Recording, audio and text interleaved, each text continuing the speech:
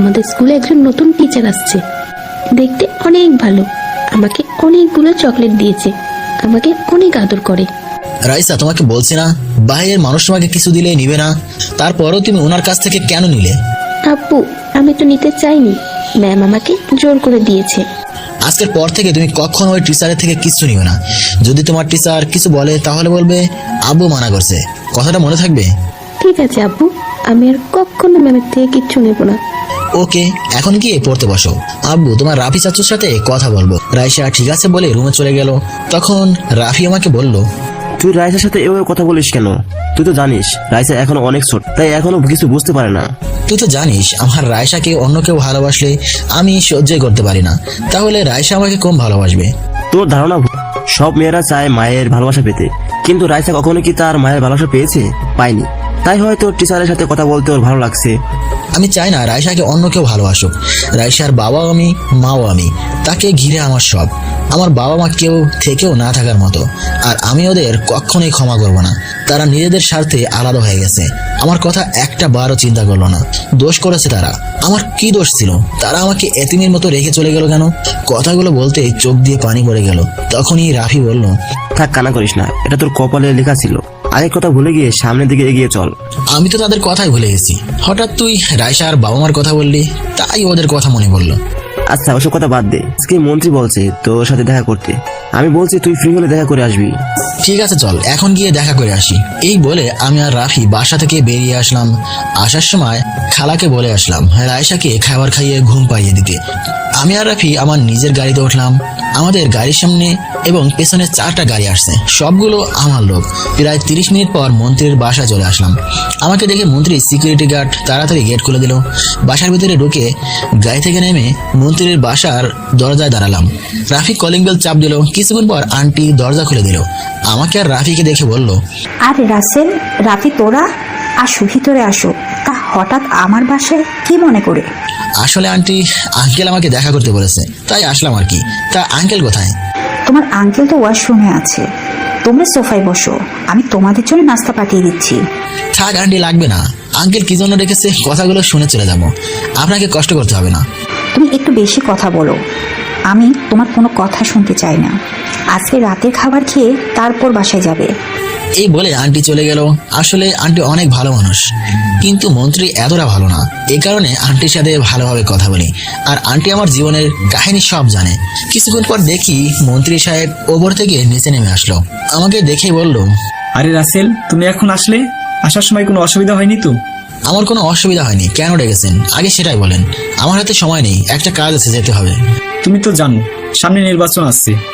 এবার তো তোমার কারণে মন্ত্রী হয়েছি। আমি চাই এবারও যেন কেউ মন্ত্রী হতে না পারে। এবার আমি থাকতে চাই।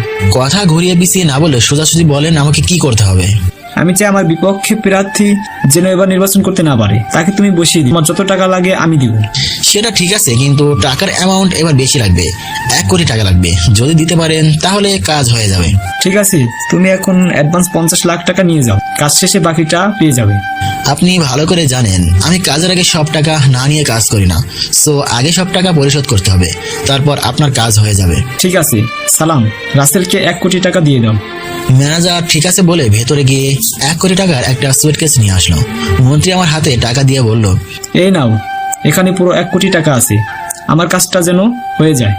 আজ পর্যন্ত এই রাসেল কোনো কাজে ব্যর্থ হয়নি। আপনার কাজ মনে করেন হয়ে গেছে, আমরা এখন আসি। হঠাৎ আন্টি আমাদের সামনে এসে বলল, খাওয়া দাওয়া না করে কোথাও যাওয়া হচ্ছে না, খাবার খেয়ে তারপর বাসায় যাবে। আমি সব কিছু রেডি করেছি, তোমরা ফ্রেশ হয়ে টেবিলে গিয়ে বসো। কি আর করার, আন্টির কথা ফেলতে পারলাম না। আমি আর রাফি ওয়াশরুমে ঢুকে ফ্রেশ হয়ে তাদের সাথে খাবার খেয়ে বিদায় নিয়ে চলে আসলাম। তারপর আমি আমার আস্তানায় গেলাম। আস্তানায় গিয়ে দেখি আমার লোক নয়নকে চেয়ারে বেঁধে রেখেছে। নয়ন আমাকে দেখেই বলল, তুই আমাকে ধরে নিয়েছিস কেন? যদি আমার ভাই জানতে পারে তুই আমাকে ধরে আনছিস, তাহলে তোকে দুনিয়ায় বাঁচিয়ে রাখবে না। তুই ভালো করে জানিস আমার কাজে কেউ বাধা দিলে আমি তাকে দুনিয়ায় বাঁচিয়ে রাখি না, তাহলে কেন আমার কাজে বাধা দিলি? তোর লোক আমার ভাইয়ের এরিয়া থেকে চাঁদা তুলতে গেছে, তাই ওদের বাধা দিচ্ছি। আমরা কি কখনো তোর এরিয়া থেকে কখনো চাঁদা তুলেছি? তাহলে তুই কেন আমাদের এরিয়া থেকে চাঁদা তুলতে গেলি? শোন ভালো করে, আমি রাসেল সব জায়গায় চাঁদা তুলবো। তোর ভাই রকি আমার কিছুই করতে পারবে না। তুই আবার আমার লোকের গায়ে হাত তুলেছিস। আজকে তোকে মেরে তোর ভাইয়ের কাছে পাঠিয়ে দেবো। তুই একটা ভীতু, তোর যদি সাহস থাকে আমার ভাইয়ের সামনে আমাকে মেরে দেখ, তাহলে বুঝবো তোর অনেক সাহস। তোকে আমরা মাফিয়া কিং জানবো। ঠিক আছে, তাহলে আমি তোর চ্যালেঞ্জ অ্যাকসেপ্ট করলাম। কালকে বিকালে তোর ভাইয়ের আস্তানায় গিয়ে তোকে মারবো। ওকে ছেড়ে দে। আমার কথা শুনে রাফি বলল, ওকে ছেড়ে দেওয়া ঠিক হবে? তাকে যদি মারতে না পারিস তাহলে ওদের সাহস বেড়ে যাবে। আরে ওকে আমি মারবো না, এইসব ছোটখাটো পাতি নেতাকে মেহেদি মারবে। মেহেদি একাই ওদের জন্য যথেষ্ট। মানে মেয়েদি তাহলে বেঁচে আছে? ও এখনো মরে নাই? আমি তো ভেবেছিলাম মেয়েদি আর দুনিয়ায় বেঁচে নেই। সেটা সময় হলে দেখতে পারবি। ওই তুই এখনো দাঁড়িয়ে আছিস কেন? যা তাড়াতাড়ি, তা না হলে তোকে আমার লোক মারতে মারতে বের করবে। এমনি কালকে তোর দুনিয়ার শেষ দিন। আমার কথা শুনে নয়ন দৌড় দিয়ে আস্তানা থেকে বেরিয়ে গেল। আমি সবার কাছ থেকে বিদায় নিয়ে বাসায় চলে আসলাম। কলিং বেল চাপ দেওয়ার পর খালা এসে দরজা খুলে দিল। আমি খালাকে বললাম, খালা রাইসা কি ঘুমিয়ে গেছে? ও কি খাবার খেয়েছে? আমার কথা কিছু বলেছে? হালকা খাবার খেয়েছে, তোমার কথা জিজ্ঞেস করছে। আমি বলছি তোমার আব্বু একটু কাজে বাহিরে গেছে, তুমি ঘুমিয়ে পড়ো, তোমার আব্বু কিছুক্ষণ পর চলে আসবে। তারপর অনেক কষ্টে ঘুম পাড়িয়ে দিচ্ছি। ও ঠিক আছে, আমি রুমে গেলাম, পর খাবো না। মন্ত্রী বাসা থেকে খেয়ে আসছি। তুমি খাবার খেয়েছো? তুমি তো জানো তুমি না আসা পর্যন্ত আমি খাবার খাই না। খালা, তোমার এই জিনিসটা আমার ভালো লাগে না। খালি খালি আমার জন্য না খেয়ে বসে থাকো কেন? আমার কোনো ছেলে মেয়ে নেই, তোমাকে আমি নিজের ছেলের মতো দেখি, তাই তোমাকে ছাড়া খাবার খেতে পারি না। তুমি আমাকে রাস্তা থেকে তুলে এনে ঠাই দিয়েছো, তোমাকে ছাড়া খাবার খাবো কেমন করে? খালা, আপনি আমার কেউ না, তারপরেও আপনি আমাকে নিজের ছেলের মতো করে দেখেন। তাহলে আমার আপন বাবা মা আমার সাথে এরকম করলো কেন, সেটা কি তুমি বলতে পারবে খালা? থাক বাবা, হয়তো তোমার কপালে লেখা ছিল। তুমি ওসব নিয়ে চিন্তা করো না, তুমি রুমে গিয়ে ফ্রেশ হয়ে শুয়ে পড়ো, আমি খাবার খেয়ে রুমে যাব। আমি ঠিক আছে বলে নিজের রুমে চলে আসলাম। রুমে এসে দেখি রাইসা কোলবালিশ জড়িয়ে ধরে ঘুমিয়ে আছে। মেয়েটার চেহারা দিকে তাকালে কেমন যেন খারাপ লাগে।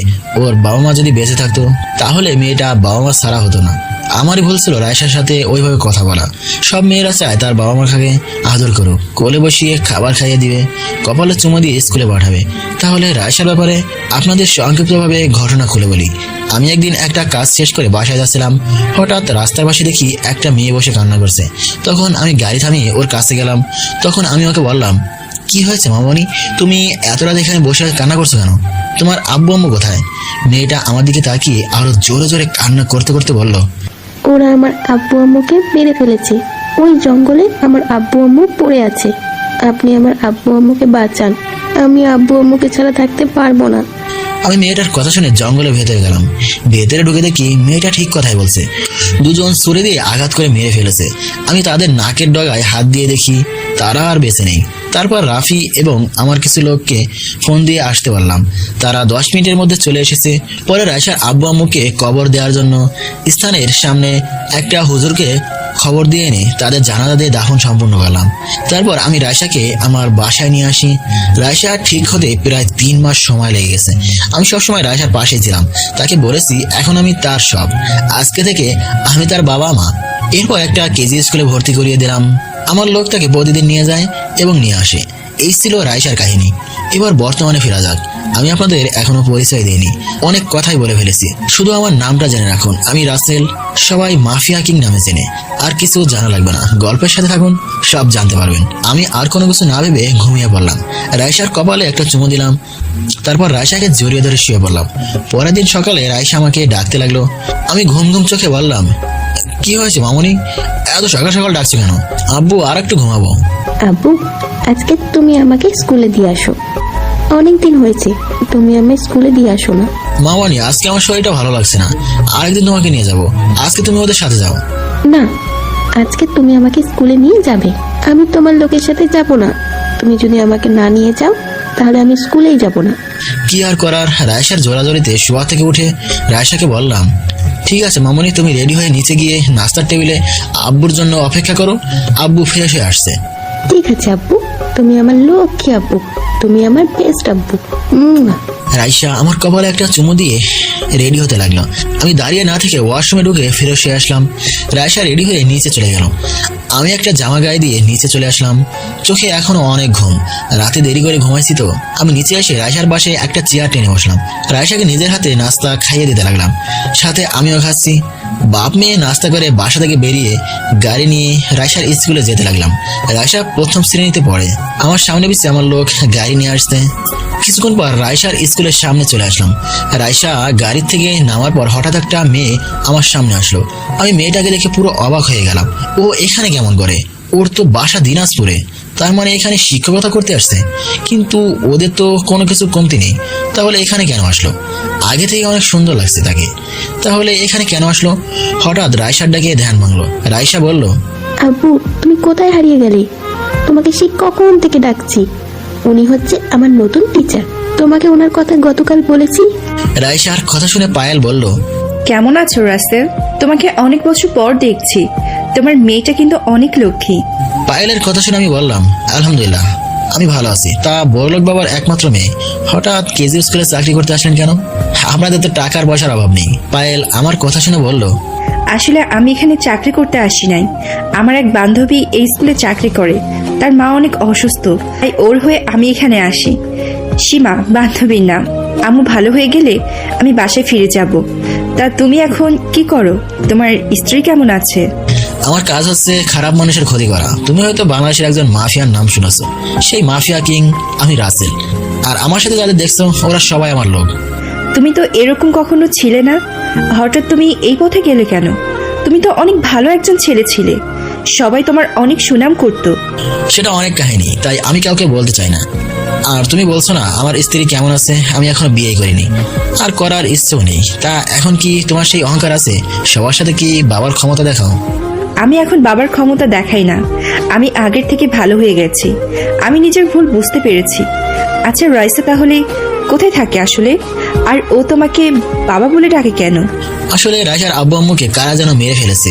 তারপর সবকিছু খুলে বলি। এরপর রায়সাকে আমার বাসায় নিয়ে আসি। রায়সা আমাকে বাবা বলে ডাকে। আমি রায়সাকে নিয়ে সারা জীবন কাটিয়ে দিতে চাই। তুমি যে কাজ করতে আছো এই কাজে বেঁচে থাকার গ্যারান্টি নেই। তোমাকে যদি সন্ত্রাসীরা মেরে ফেলে তাহলে তো রাইসা পুরো একা হয়ে যাবে। তুমি এই কাজটা ছেড়ে দাও। তোমাকে আমি বলি না আমাকে জ্ঞান দিতে। আমাকে কেউ কিছু করতে পারবে না, একমাত্র আল্লাহ তাআলা ছাড়া। তুমি রায়সাকে নিয়ে ভিতরে যাও, আমার একটা কাজ আছে, সেখানে যেতে হবে। আমি কাজটা শেষ করে রায়সাকে নিয়ে যাব। এ কথা বলে আমার লোকগুলোকে নিয়ে নিজের কাজে যেতে লাগলাম। মোবাইল বের করে মেহেদিকে ফোন দিলাম। মেহেদি ফোন রিসিভ করার পর বলল, কিরে, কি অবস্থা তোর? হঠাৎ ফোন দিলি যে, কোনো কাজ আছে নাকি? আমি ভালো আছি। তোকে যে কারণে ফোন দিছি, সবাইকে ট্রেনিং দেওয়া কি হয়ে গেছে? সবাইকে ট্রেনিং দেওয়া হয়ে গেছে। এখন আমরা নিচে থেকে উঠতে পারি। যে ট্রেনিং দিছে সবাইকে, ওদের একজনের সাথেই 500টা কিচ্ছু না। শুনে খুশি হলাম। এখন তাদের নিয়ে ওপরে উঠে আয়। রনির আস্তানায় গিয়ে নয়নকে তার সামনে মেরে আসবি। যদি মারতে পারিস তাহলে আমাকে মাফিয়া কিং বলে জানবে। আরে ওদের মতো টোকায় মাস্তানকে মারতে আমার লোকগুলো যথেষ্ট। তুই কোনো চিন্তা করিস না, তোর কাজ হয়ে যাবে। তা কোন সময় যেতে হবে? আর তুই এখন কোথায়? তুই ওদের নিয়ে বিকাল 5টায় রনির আস্তানায় যাবি। আর আমি এখন রাফি এবং কিছু লোক নিয়ে মন্ত্রীর বিপক্ষ প্রার্থীর বাসায় যাচ্ছি। ওকে বসিয়ে দিতে হবে। এই কাজের জন্য মন্ত্রী 1 কোটি টাকা দিয়েছে। ঠিক আছে, তুই তাহলে এই কাজ শেষ করে আয়। আমি সবাইকে রেডি করছি। নয়নকে মেরে তোর কাছে ফোন দিয়ে জানিয়ে দেবো।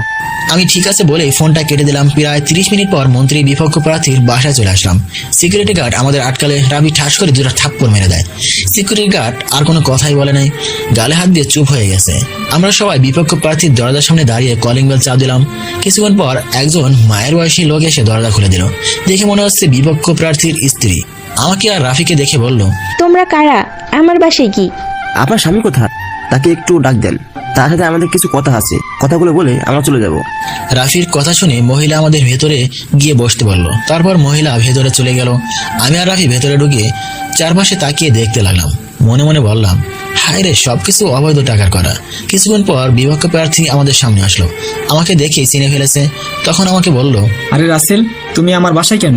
আমার লোকেরা কি তোমার কোনো ক্ষতি করেছে? তুমি শুধু একবার বলো, আমি তোমার সামনে ওদের কঠিন শাস্তি দেবো। আরে আমারে কেউ কিছু করে নাই, আর কারো করার সাহস নেই। আমি যেটা বলার জন্য এসেছি, শুনেছি আপনারা কি এবার মন্ত্রী নির্বাচন করবেন। তুমি ঠিকই শুনেছো। আমি ওই শরীফুলকে এবার হারিয়ে ছাড়ব। দেশের মানুষ আমার পক্ষে আছে। এবার আমার মন্ত্রী নির্বাচন কেউ ঠেকাতে পারবে না। তাই নাকি? তাহলে আমি বসে বসে ললিপপ খাবো। আপনাকে বসানোর জন্য 1 কোটি টাকা পেয়েছি। এখন আমি চাই আপনি বসে বলুন। তা না হলে এই রাসেল কি করতে পারে আপনি তা ভালো করে জানেন। আমি কখনো এবার বসবো না। এবার আমি নির্বাচন করবই। তুমি আমার কিছুই করতে পারবে না। তুমি জানো না আমার হাত বড় বড় মাফিয়াদের সাথে আছে। আপনি মনে হয় জানেন না, আপনার কোথায় কি আছে। আমি সবকিছু জানি। আপনার ঢাকায় 6টা বাড়ি আছে, সব অবৈধ টাকায় করা। গুলশানের ভেতর 5টা মদের গোডাউন আছে, 3টা আবাসিক হোটেল আছে। এখানে মেয়েদের নিয়ে ব্যবসা করেন, আরো অনেক কিছুই আছে, সেগুলোর কথা নাই বললাম। আমি যদি এগুলো দেশের মানুষকে দেখাই এবং ধ্বংস করে দেই, তাহলে আপনি কি নির্বাচনে করবেন?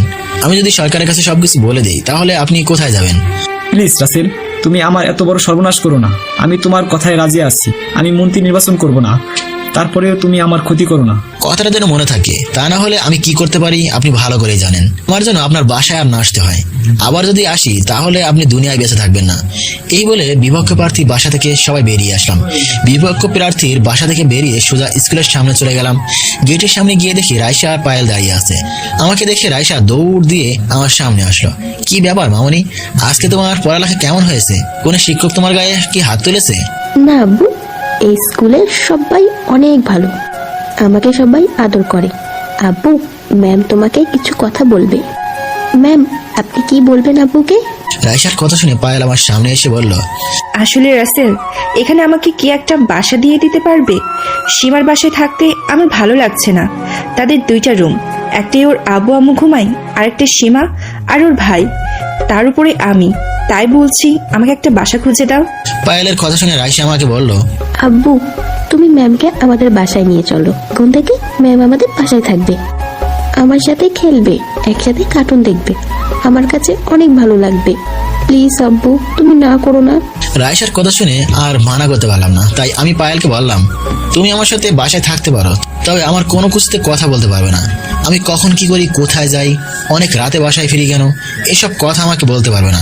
শুধু রাইসার কথা ভেবে তোমাকে বাসায় নিয়ে যাচ্ছি।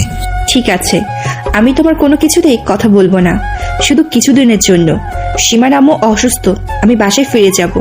ঠিক আছে বলে পায়েলকে গাড়িতে উঠতে বললাম। রাইসাকে মাঝখানে বসালাম। আমি আর পায়েল রাইসার 2 পাশে বসলাম। কিছুক্ষণ পর বাসায় চলে আসলাম। গাড়িতে কেউ কোনো কথাই বললো না। গাড়ি থেকে নেমে আমি পায়েল এবং রাইসা দরজার সামনে দাঁড়িয়ে কলিং বেল চাপ দিলাম।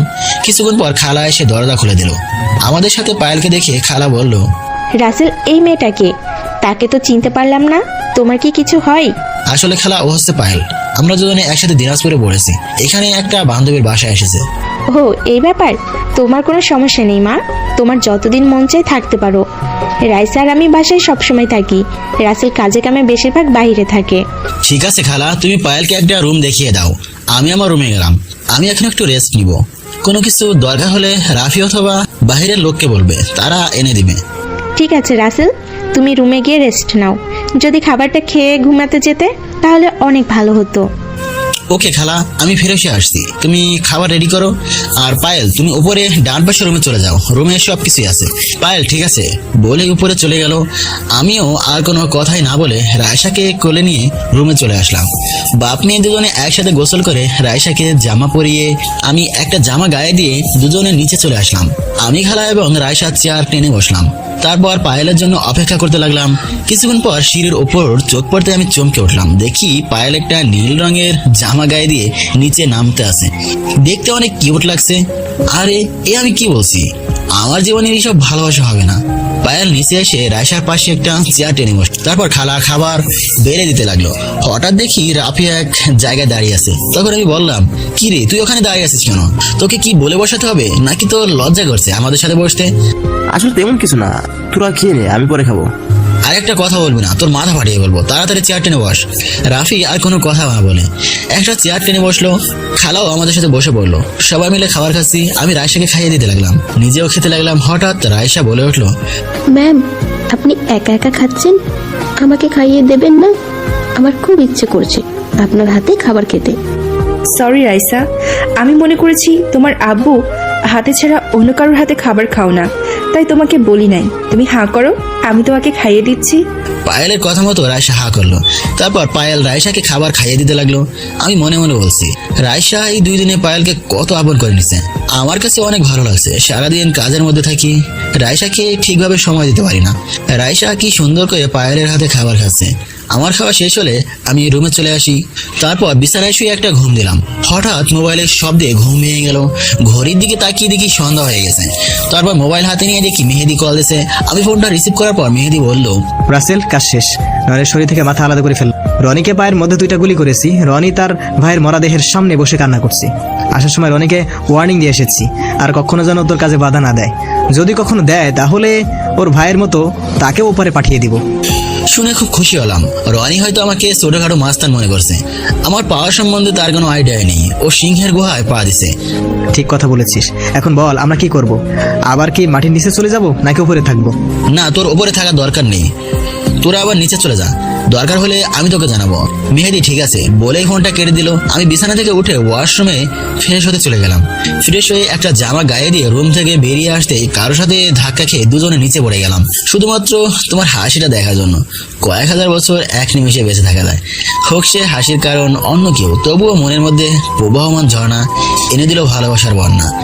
ভাসিয়ে নিল বিস্তৃতির ভেলা। শুরু হলো ভালোবাসার খেলা। যার সাথে ধাক্কা খেলাম সে আর কেউ নয়, পায়েল। পায়েলের ঠোঁটের সামনে আমার ঠোঁট। পায়েল ঘন ঘন নিঃশ্বাস নিচ্ছে। দুজন দুজনের দিকে তাকিয়ে আছি। ইচ্ছে করছে পায়েলের ঠোঁটের সাথে ঠোঁট লাগিয়ে দিতে, কিন্তু আমি নিজেকে কন্ট্রোল করে তাড়াতাড়ি উঠে গেলাম। আমি এক হাত বাড়িয়ে পায়েলকে উঠালাম। তখন পায়েল বলল, সরি, আমি তোমাকে দেখতে পাইনি। তুমি এখনো ঘুমিয়ে আছো, তাই তোমাকে ডাকতে রুমে ঢুকেছিলাম। হঠাৎ তুমিও রুম থেকে বেরিয়ে আসলে। সমস্যা নেই, আমি কিছু মনে করি নাই। আর রায়সা কোথায়? রাইসা আমার রুমে পড়তে বসেছে, তাকে পড়া দেখিয়ে তোমাকে ডাকতে আসলাম। ঠিক আছে, আমি বাইরে গেলাম। ফিরতে রাত হতে পারে। তুমি রায়সাকে খাবার খাইয়ে দিয়ে ঘুম পাড়িয়ে দিও। যদি কিছু মনে না করো একটা কথা বলি। আমি তোমাকে টাকা দিচ্ছি, আসার সময় আমার জন্য কিছু ক্যাডবেরি নিয়ে এসো। তোমার টাকা লাগবে না? আমার কাছে কি টাকা নেই? আমি বসে বসে খেলেও আমার টাকা ভরাবে না। পায়েল আর কোনো কথা বললো না। আমি বাসা থেকে বেরিয়ে আসার পর রাফি আমার সাথে আসলো। আর আমার লোক সবসময় আমার সাথে থাকে। তার একটা কাজে গেলাম। কাজটা শেষ করে আসতে একটু বেশি রাত হয়ে গেছে। আসার সময় পায়েলের কথা মতো 1 কার্টুন ক্যাডবেরি নিয়ে আসলাম। বাসায় আসার পর দরজার সামনে দাঁড়িয়ে কলিং বেল চাপ দেওয়ার পর পায়েল এসে দরজা খুলে দিল। আমি পায়েলকে দেখে বললাম, কি ব্যাপার, তুমি এখনো জেগে আছো কেন? রায়সা কি ঘুমিয়ে গেছে? তাকে খাবার খাইয়ে ঘুম পাড়িয়ে দিলাম। আমি তোমার জন্য অপেক্ষা করতে লাগলাম। খালা এতক্ষণ ছিল, আমি ওনাকে রুমে পাঠিয়ে দিয়েছি। তো তুমি এত রাতে জেগে আছো কেন? তোমাকে বাসা থেকে বেরিয়ে যাওয়ার সময় বলছি না আমার আসতে দেরি হবে? ওটা কোনো ব্যাপার না। আর আমার ঘুম আসছিল না। আমার ক্যাডবেরি কোথায়? এই যে তোমার ক্যাডবেরি, 1 কার্টুন নিয়ে এসেছি। রায়সা তুমি খাবে। এই বলে কার্টুনটা পায়েলের হাতে দিয়ে নিজের রুমে চলে আসলাম। ওয়াশরুমে ঢুকে ফ্রেশ হয়ে বিছানায় শুয়ে মোবাইল টিপতে টিপতে ঘুমিয়ে গেল। এবার চলুন পায়েলের ব্যাপারটা খুলে বলি সংক্ষিপ্তভাবে। দিনাজপুর হচ্ছে আমার নানা বাড়ি। নানা বাড়িটা দিনাজপুর টাউনে ছিল। আমি ওখান থেকে পড়াশোনা করেছি SSC পর্যন্ত। পায়েলও আমার সাথে পড়তো। পায়েল ছিল বড়লোক বাবার একমাত্র মেয়ে, যার অনেক অহংকার ছিল, কিন্তু আমার কোনো অহংকারই ছিল না। পায়েল আমার গায়ে 2-3 বার হাত তুলেছে, তবে আমি সাথে সাথে তাকে পাল্টা আঘাত করেছি। পায়েল স্কুল কলেজ ছাত্রছাত্রীদের সাথে খারাপ ব্যবহার করত, বাবার ক্ষমতা দেখিয়ে চলতো।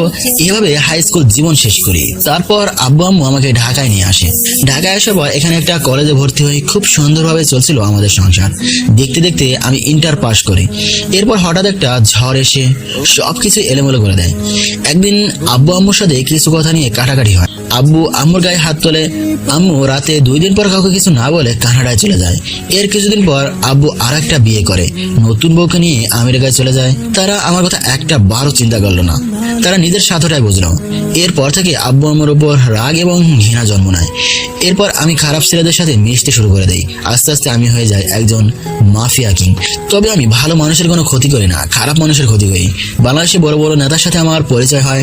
কার কোথায় কি আছে, কে কি করে, সবকিছু আমার জানা আছে। যদি আব্বু আম্মু আমার সাথে থাকতো তাহলে কখনো আমি এই পথ বেছে নিতাম না। তাদের কারণে আজকে আমি খারাপ হয়েছি। এখন হয়তো আপনারা বলবেন, আমি টাকার বিনিময়ে কাজ করি কেন? এই টাকা দিয়ে আমি কি করি? এই টাকা দিয়ে আমি ভালো কাজ করি। তবে কি কাজ করি সেটা আরেকটু সামনে গেলে জানতে পারবেন। দেখতে দেখতে 15 থেকে 20 দিন চলে গেল। আমি কেমন যেন পায়েলের প্রতি দুর্বল হয়ে পড়েছি। রায়সা এখন পায়েলকে ছাড়া কিছুই বোঝে না। পায়েল রায়সাকে নিজের মেয়ের মতো আদর যত্ন করে। এখন আমি বেশ রাত করে বাসায় ফিরি না, কারণ পায়েল সবসময় আমার জন্য রাত জেগে অপেক্ষা করে। তাকে বললেও শোনে না, তাই রাতে তাড়াতাড়ি বাসায় ফিরে আসি। সকালে সবাই একসাথে বসে নাস্তা করছি। পায়েল নিজ হাতে রায়সাকে নাস্তা খাইয়ে দিচ্ছে। রায়সা আমাকে বলল, আব্বু আজকে তো শুক্রবার, চলো না আজকে আমাকে আর ম্যামকে বাইরে ঘুরতে নিয়ে যাবে। ঠিক আছে মামুনি, তুমি আর তোমার ম্যাম নাস্তা করে রেডি থেকো, তোমাদের আজকে কয়টা জায়গায় নিয়ে যাব। আর তখন রাফি বলে উঠলো, তুই যদি আজকে ঘুরতে যাস তাহলে ওই কাজটা করবি না? আমার কিন্তু 20 লাখ টাকা নিয়ে নিছি। সেটা কালকে করব, আজকে আমার রায়শা মামুনিকে নিয়ে ঘুরতে যাব। সারাদিন বাসায় থেকে কোথাও নিয়ে যেতে পারি না কাজের জন্য, তুই আজকে সবাইকে বলে দে আজকে সবার ছুটি। রাফি ঠিক আছে বলে নাস্তা খেতে লাগলো। আমি নাস্তা করে রুমে চলে আসলাম, তারপর একটা কোট গায়ে দিলাম। কোট গায়ে দিয়ে রুম থেকে বেরিয়ে নিচে এসে রায়শা আর পায়েলের জন্য অপেক্ষা করতে লাগলাম। হঠাৎ রাফি আমার সামনে এসে বলল, রাসেল, কিছুক্ষণ আগে আমাদের লোক ফোন দিয়ে বলেছে ওরা নাকি তোকে মারার জন্য রকির সাথে হাত মিলিয়েছে। তুই ওদের নিয়ে একা একা বের হওয়া ঠিক হবে না, যদি পথে তোর উপর আক্রমণ করে। ঠিক বলছিস, তুই আমাদের সব লোককে বলে দে আজকে যেন ছুটি না কাটায়। সেটা তুই বলার আগে সবাইকে আমি বলে দিছি, সবাই বাইরে গাড়ি নিয়ে তোদের জন্য অপেক্ষা করছে। খুব ভালো করেছিস, তাহলে তুইও রেডি হয়ে নে, আর সাথে সাথে আমার জিনিসগুলো নিয়ে নিবি। সেটা নিয়ে তোকে এখন ভাবতে হবে না, আমি এখনই সবগুলো গাড়িতে নিচ্ছি। তুই রাইসা আর পায়েলকে নিয়ে বের হ। এ বলে রাফি চলে গেল। হঠাৎ সিঁড়ির উপর চোখ পড়তে আমি পুরো অবাক হয়ে গেলাম। আজকে পায়েলকে অনেক সুন্দর লাগছে, নীল রঙের একটা শাড়ি পরেছে। তাহলে সেই বড় লোকের মেয়ে এখন শাড়িও পরতে পারে? পায়েলকে দেখে ইচ্ছে করছে তাকে একটাবার জড়িয়ে ধরি, কিন্তু আমি ওকে কোনো অধিকারে জড়িয়ে ধরবো? সে তো আমার ভালোবাসা মানুষ না, আমার বউও না, তাহলে কেন আমি ওকে জড়িয়ে ধরবো? হঠাৎ রায়সার ধাক্কায় ধ্যান ভাঙলো। তখন রায়সা বলল, আব্বু দেখো তো আমাকে এবং ম্যামকে কেমন লাগছে। ম্যাম আমাকে সাজিয়ে দিয়েছে। অনেক সুন্দর লাগছে মামুনি, এখন চলো আমরা বেরিয়ে পড়ি। পায়েলের হঠাৎ মুখটা কেমন হয়ে গেল। পায়েল মনে করছে আমি তাকে বলবো শাড়িতে তোমাকে অনেক সুন্দর লাগছে, তার উপর প্রশংসা করব। আমার বাসা থেকে বেরিয়ে আমার গাড়িতে উঠলাম। আজকে আমি নিজে গাড়ি চালাবো। পায়েল আর রায়সা আমার সাথে গাড়ির সিটে বসলো। রাফি সহ আমাদের সাথে মোট 10টা গাড়ি আছে। প্রথমে একটা হাসপাতালের সামনে গেলাম, তারপর পায়েল এবং রায়সাকে গাড়ি থেকে নামতে পারলাম। রায়সা আর পায়েল গাড়ি থেকে নামার পর সিকিউরিটি গার্ড আমাকে দেখে সালাম দিল। সবাইকে নিয়ে হাসপাতালের ভেতরে ঢুকলাম। হাসপাতালের ভেতরে ঢুকে ম্যানেজার কেবিনে গেলাম। ম্যানেজার আমাকে দেখে দাঁড়িয়ে সালাম দিল আর বলল, স্যার আপনি আসবেন, আমাকে একটা করে বলতেন, আমি আপনার বাসায় চলে যেতাম। আমি এখানে আসছি হসপিটালটা দেখার জন্য, কোনো অসুবিধা হচ্ছে না তো? রোগীদের খেয়াল ঠিক মতো রাখেন তো? আমরা সবসময় রোগীদের খেয়াল রাখছি, তাদের কোনো অসুবিধা হতে দিচ্ছি না। আপনি রোগীদের সাথে কথা বললে বুঝতে পারবেন।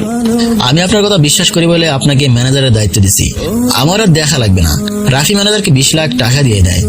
এই বলে রায়সা আর পায়েলকে নিয়ে হাসপাতাল থেকে বেরিয়ে আসলাম। তারপর গাড়িতে উঠে একটা এতিমখানায় সামনে গেলাম।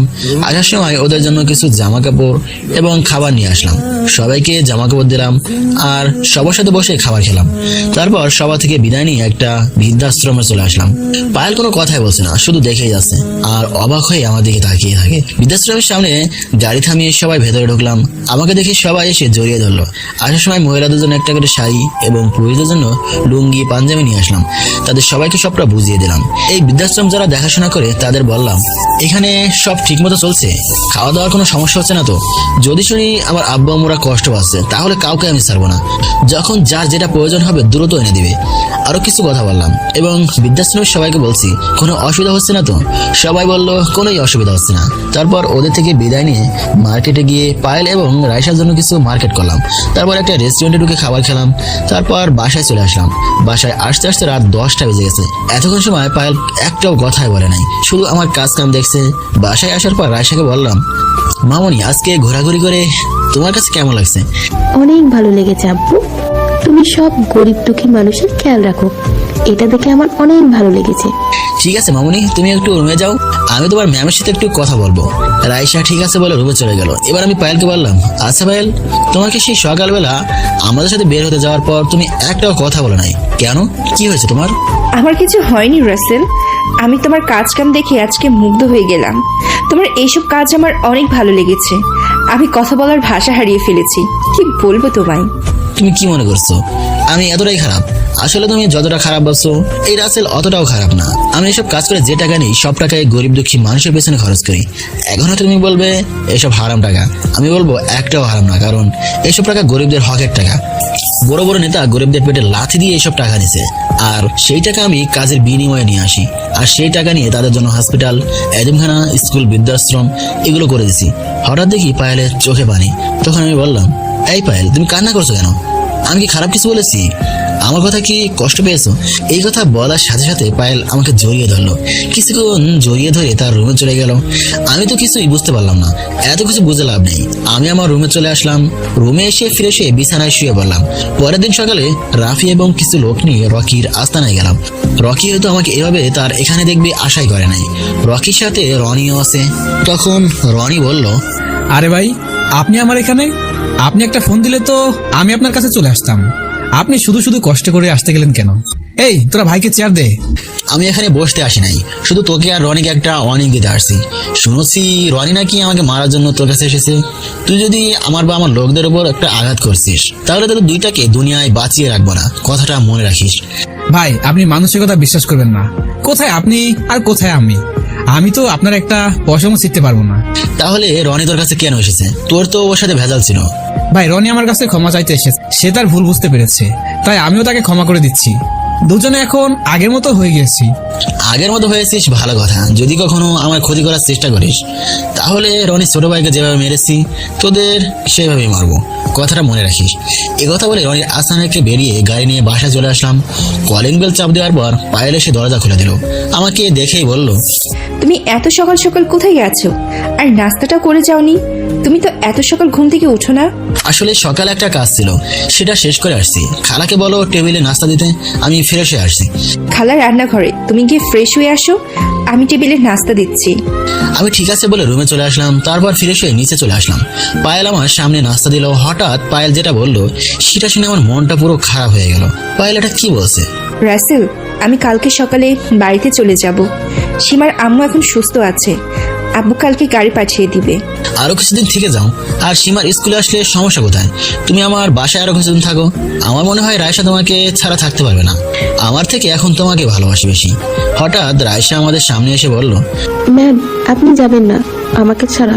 আমি থাকতে পারবো না। আপনি চলে গেলে আমার সাথে কে খেলবে? কে আমাকে খাইয়ে দেবে? কে আমাকে আদর করবে?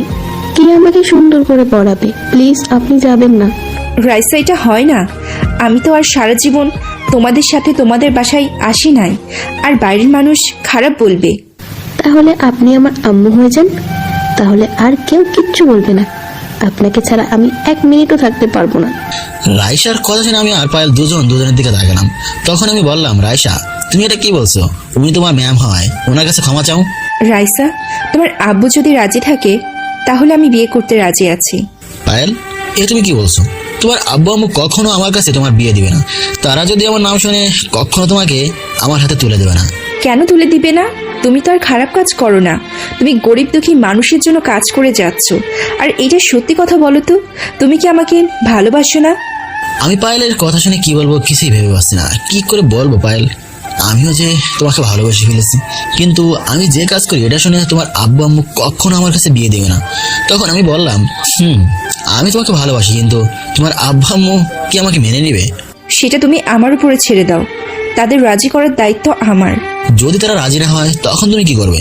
সব বাবা মা চায় মেয়েকে ভালো ছেলের সাথে বিয়ে দিতে, কিন্তু আমার মতো মাফিয়া এবং খুনের কাছে কি তোমার আব্বু আম্মু বিয়ে দিবে? আমার আব্বু আম্মু আজ পর্যন্ত আমি যা চেয়েছি তাই এনে দিয়েছে। সত্যি কথা বলতে আমিও তোমাকে অনেক ভালোবেসে ফেলেছি। তাহলে আমি এখন তোমাকে ম্যাম বলে ডাকবো না, আম্মু বলে ডাকবো। আজকে আমার আব্বু আম্মু সবাই আছে, কেউ বলতে পারবে না তোর আব্বু আম্মু মারা গেছে। কে বলেছে তোমার আব্বু আম্মু মারা গেছে? আজকে থেকে আমিও তোমার আম্মু। রায়শা আর কোনো কথা না বলে পায়েলকে জড়িয়ে ধরে কান্না করে দিল। হঠাৎ রাফি এসে বলল, রাসেল, তোর সাথে পার্সোনাল কিছু কথা আছে, তুই যদি একটু শুনতি। পায়েল, তুমি রায়শাকে নিয়ে একটু রুমে যাও, আমি রাফির সাথে কথা বলে আসছি। পায়েল ঠিক আছে বলে রায়শাকে নিয়ে রুমে চলে গেল। তারপর আমি রাফিকে বললাম, এবার বল কি এমন পার্সোনাল কথা? আজকে সকালে ওই লোকটা ফোন করে বলছে ওই খুনিদের নাকি উনি দেখেছে এবং খুনিদের পিছনে পিছনে গিয়ে তাদের আস্তানা চিনে আসছে। তাহলে আজকে ওই খুনিদের শেষ দিন। একটা মেয়েকে তারা এতিম করেছে, ওদের বাঁচিয়ে রেখে লাভ নেই। তুই বাইরে গিয়ে সবকিছু রেডি কর, আমি পায়েল এবং রায়শাকে বলে আসছি। রাফি ঠিক আছে বলে বাইরে চলে গেল। আপনারা হয়তো ভাবছেন কিসের খুনি, একটু অপেক্ষা করুন তাহলেই সব জানতে পারবেন। আমি পায়েলের রুমে গিয়ে দেখি পায়েল রায়শাকে পড়াচ্ছে। তখন আমি বললাম, পায়েল, আমি একটু বাইরে যাচ্ছি, আজকে তুমি রায়শাকে স্কুলে নিয়ে যাও, তোমাদের সাথে আমার লোক গাড়ি নিয়ে যাবে। কি কাজে বাইরে যাবে সেটা জিজ্ঞেস করবো না, শুধু বলবো সাবধানে কাজ করো, তোমার যেন কোনো ক্ষতি না হয়। আমাকে নিয়ে তোমার চিন্তা করতে হবে না, এই রাসেলের কেউ কোনো ক্ষতি করতে পারবে না, তুমি রাইসাকে নিয়ে স্কুলে যাও বলেই বাসার বাইরে চলে আসলাম। বাইরে এসে দেখি রাফি সবকিছু রেডি করে রাখছে।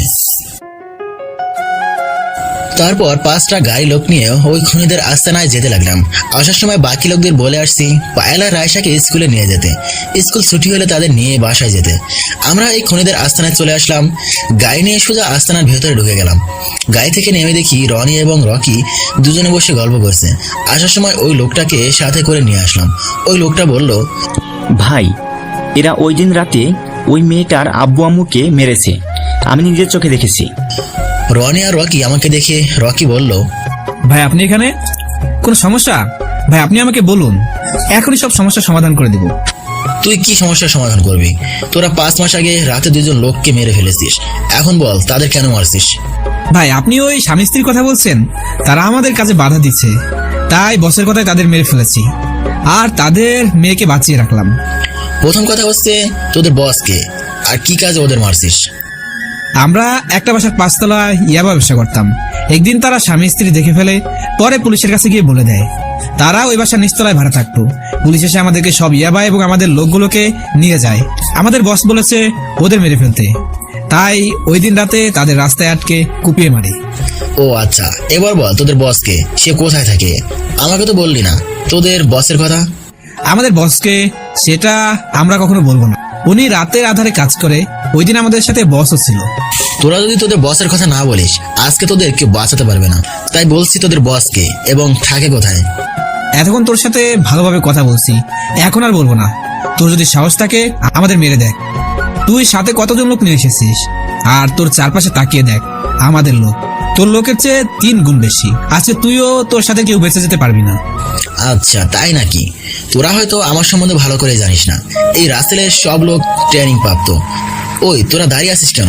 ওদের মেরে ফেল। আমি কথাটা বলার সাথে সাথে আমার লোকগুলো গুলি করা শুরু করে দিছে। রনি আর রকির লোক চারপাশে লুকিয়ে গুলি করা শুরু করে দিছে। আমরা আসার সময় সবকিছু রেডি করে আসছি, মানে আমাদের শরীরে যেন গুলি না লাগে সে ব্যবস্থায় করে আসছি। রনি আর রকি সব লোক গুলি খেয়ে মাটিতে গড়াগড়ি আছে। আমি রনি আর রকির পায়ে গুলি করলাম, ওরা সাথে সাথে মাটিতে বসে পড়লো। তাদের সব লোক মারা গেছে। আমি এবার রনি আর রকির সামনে একটা চেয়ার টেনে নিয়ে বসলাম। তারপর বললাম, বেঁচে থাকতে চাইলে তোদের বসের নাম বল, সে থাকে কোথায়। যদি না বলিস তাহলে আজকে তোদের শেষ দিন। আমার কথা শুনে দুজনেই ভয় পেয়ে গেল। তখনই রনি বলল, আমাদের বস আর কেউ নয়, আমজাদ। সে আগে বাইরে ছিল, 7 মাস আগে বাংলাদেশে এসেছে, তারপর অবৈধ ব্যবসা শুরু করে দেয়। তবে আমাদের বসকে কেউ এখনো দেখেনি, উনি বাংলাদেশের শেষ বর্ডারে থাকে। আর ওই দিন স্বামী স্ত্রীকে আমরা মারি নাই, মেরেছে আমাদের বস, কারণ পুলিশ তার 1 কোটি টাকার ইয়াবা নিয়ে গিয়েছিল। আমজাদ খানের কথা শুনে বুকের ভেতর কেমন মসর দিয়ে উঠলো। কে এই আমজাদ খান? আমি তাকে চিনি, সে আবার নয়তো। যদি সে হয় তারপরেও তাকে আমি বাঁচিয়ে রাখবো না, তার প্রতি আমার অনেক রাগ আছে। তখন আমি রাফিকে বললাম, রাফি আমি গাড়িতে গিয়ে বসছি, তুই ওদের কি করবি করে আয়। ঠিক আছে, তুই গিয়ে গাড়িতে বস, ওদের ব্যবস্থা আমি করে আসছি। আমি আর কোনো কথা না বাড়িয়ে এসে গাড়িতে গিয়ে বসলাম। 10 মিনিট পর রাফি সবগুলো লোক নিয়ে বেরিয়ে আসলো। সব লোক গাড়িতে উঠে বসলো। রাফি আমার সাথে সামনের সিটে বসলো। তখন রাফি বলল, দুজনে একটা করে হাত এবং একটা করে পা কেটে দিলাম, আর আমজাদ খানের ঠিকানা নিয়ে আসলাম। ওই শালা নাকি সিলেটের শেষ মাথায় থাকে। ঠিক আছে, ওর ব্যবস্থা পরে করব, এখন বাসায় চল। আমার কথা শুনে রাফি আর কোনো কথাই বলল না। তারপর আমরা বাসায় যেতে লাগলাম। আপনারা হয়তো সবকিছু বুঝতে পারছেন, যদি কেউ কিছু না বোঝেন তাহলে আমি বুঝিয়ে বলছি। আমি যাদের খুনের কথা বলছি তারা আর কেউ নয়, রাইসার আব্বু আম্মুর কথা বলছি। ওই দিন রাতে রাইসার আব্বু আম্মুকে গাড়িতে করে কবরস্থানে আসার সময় একটা লোক আমাকে এসে বলে সে নাকি ওই খুনিদের চেহারা দেখেছে, তাদের একবার দেখলে চিনে ফেলবে। এরপর ওই লোকটাকে নিয়ে খুনিদের খুঁজতে থাকি। ওই লোকটা একটা অফিসে চাকরি করে। ওই দিন অফিসে কাজের চাপ বেশি থাকায় অফিস থেকে আসতে অনেক রাত হয়ে যায়। কোনো গাড়ি না পেয়ে হেঁটে হেঁটে বাসায় যাচ্ছিল। আপনাদের সাথে কথা বলতে বলতে বাসায় চলে আসলাম। গাড়ি থেকে নেমে দরজার সামনে এসে কলিং বেল চাপ দেওয়ার পর পায়েল এসে দরজা খুলে দিল। আমাকে দেখেই বলল, যাক, তোমার কিছু হয়নি। আমি তো অনেক চিন্তা করছিলাম তোমার জন্য। একমাত্র আল্লাহ ছাড়া এই রাসেলের গায়ে কেউ আঘাত করতে পারবে না। আমার যে ক্ষতি করতে আসবে সবগুলোকে মেরে নদীতে ভাসিয়ে দিব। ঠিক আছে, এখন কথা না বলে রুমে গিয়ে ফ্রেশ হয়ে এসো, আমি তোমাদের টেবিলে খাবার দিচ্ছি। আমি ঠিক আছে বলে রুমে চলে আসলাম। ওয়াশরুমে ঢুকে ফ্রেশ হয়ে একটা জামা গায়ে দিয়ে নিচে আসলাম, একটা চেয়ার টেনে বসলাম। কিছুক্ষণ পর রাফি এসে বসলো। পায়েল আমাদের দুজনকে খাবার বেড়ে দিচ্ছে। তখন আমি বললাম, আচ্ছা পায়েল, খালা কবে আসবে সেটা কি তোমাকে বলেছে? আমার কাছে তো কিছুই বলা নাই। যাওয়ার সময় বলে গেছে কিছুদিন থেকে তারপর চলে আসবে। ও ঠিক আছে, তুমিও আমাদের সাথে বসে পড়ো। আর রায়শা কোথায়? ওকে তো দেখছি না। রাইসাকে খাবার খাইয়ে দিয়ে ঘুম পাড়িয়ে দিয়েছি, সে এখন ঘুমাচ্ছে। আমি আর কোনো কথা না বলে খাবার খেয়ে রুমে চলে আসলাম। কিছুক্ষণ পর পায়েল আমার রুমে এসে বিছানায় শুয়ে আমাকে জড়িয়ে ধরলো। এই পায়েল, তুমি এটা কি করছো?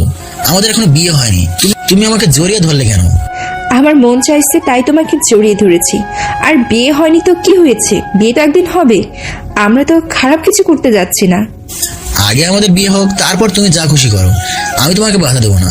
আমাদের ব্যাপারে তোমার আব্বু আমাকে সবকিছু খুলে বলেছো? এখনো কিছু বলি নাই, আগে তোমার সাথে কিছুদিন প্রেম করব, তারপর আব্বু আম্মুকে বলবো। ঠিক আছে, এখন আমাকে ছাড়ো। না, ছাড়বো না। এখন আমাকে একটা কিস করো, তারপর ছেড়ে দিব। আচ্ছা পায়েল, হঠাৎ তোমার কি হলো? তুমি আগে আমার সাথে কিভাবে কথা বলতে, আর এখন কিভাবে কথা বলছো? আগে তো তোমার কথা মতো চলেছি এবং তোমার সাথে আমার কিছু ছিল না। এখন তুমি আমার ভালোবাসা, তাই এখন সাহস বেড়ে গেছে। তুমি আমার মতো মাফিয়াকে কেন ভালোবাসলে? আমার এই জীবনে কোনো নিরাপত্তা নেই, কখন শত্রু এসে আমাকে মেরে ফেলে তার কোনো নিশ্চয়তা নেই। তোমাকে যদি কেউ মেরে ফেলে তাহলে সেদিন আমিও তোমার সাথে মরে যাব। আমি তোমাকে অনেক ভালোবাসি, তোমাকে ভালোবেসেছি শুধুমাত্র গরিব দুঃখীদের পাশে দাঁড়ানো দেখে।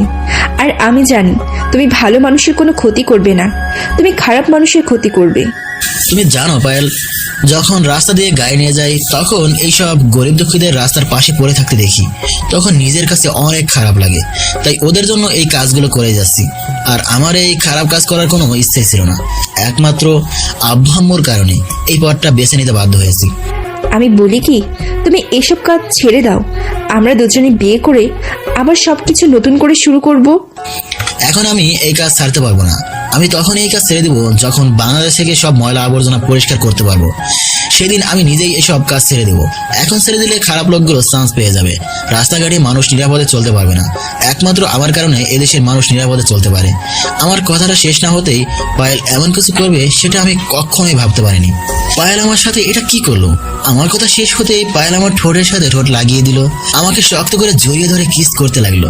প্রায় 5 মিনিট পর ছেড়ে দিল। আমি হাঁপাতে লাগলাম। পায়েল, এটা তুমি কি করলে? আমি তোমার কাছে এমন কিছু আশাই করি নাই। আমি বলছি না আমাদের বিয়ের আগে কিছু হবে না। আমি তো বেশি কিছু করি নাই, শুধু তোমাকে কিস করছি। আর আমি তোমাকে ভালোবেসে কিস করেছি। ঠিক আছে, এখন তুমি আমার রুম থেকে যাও। দেখো রায়শা একা একা কি করছে। পায়েল ঠিক আছে বলে রুম থেকে বেরিয়ে গেল। দেখতে দেখতে 1 মাস চলে গেল। পায়েল আর আমার ভালোবাসা আগের মতোই আছে। কালকে নির্বাচন, এই 1 মাসে আর কোনো কাজ করি নাই। নির্বাচন শেষ হলে আমার একটা মিশন আছে। দেখতে দেখতে নির্বাচন শেষ হলো। এবারও জাহিদ খান পাশ হয়েছে, তার বিপক্ষ প্রার্থী বসে গেছে, তাই জাহিদ খানের কাছ থেকে কেউ নিতে পারে নাই। আজকে পায়েল তাদের বাড়িতে চলে যাবে। সবকিছু গুছিয়ে নিচে আসলো, সাথে রায়শাও আছে। রায়শা আমার পাশে একটা চেয়ার টেনে বসলো। পায়েল রায়শার পাশে চেয়ার টেনে বসলো। তখন রায়শা বলল, আম্মু, তোমাকে ছাড়া আমি থাকতে পারবো না, প্লিজ তুমি তাড়াতাড়ি চলে এসো।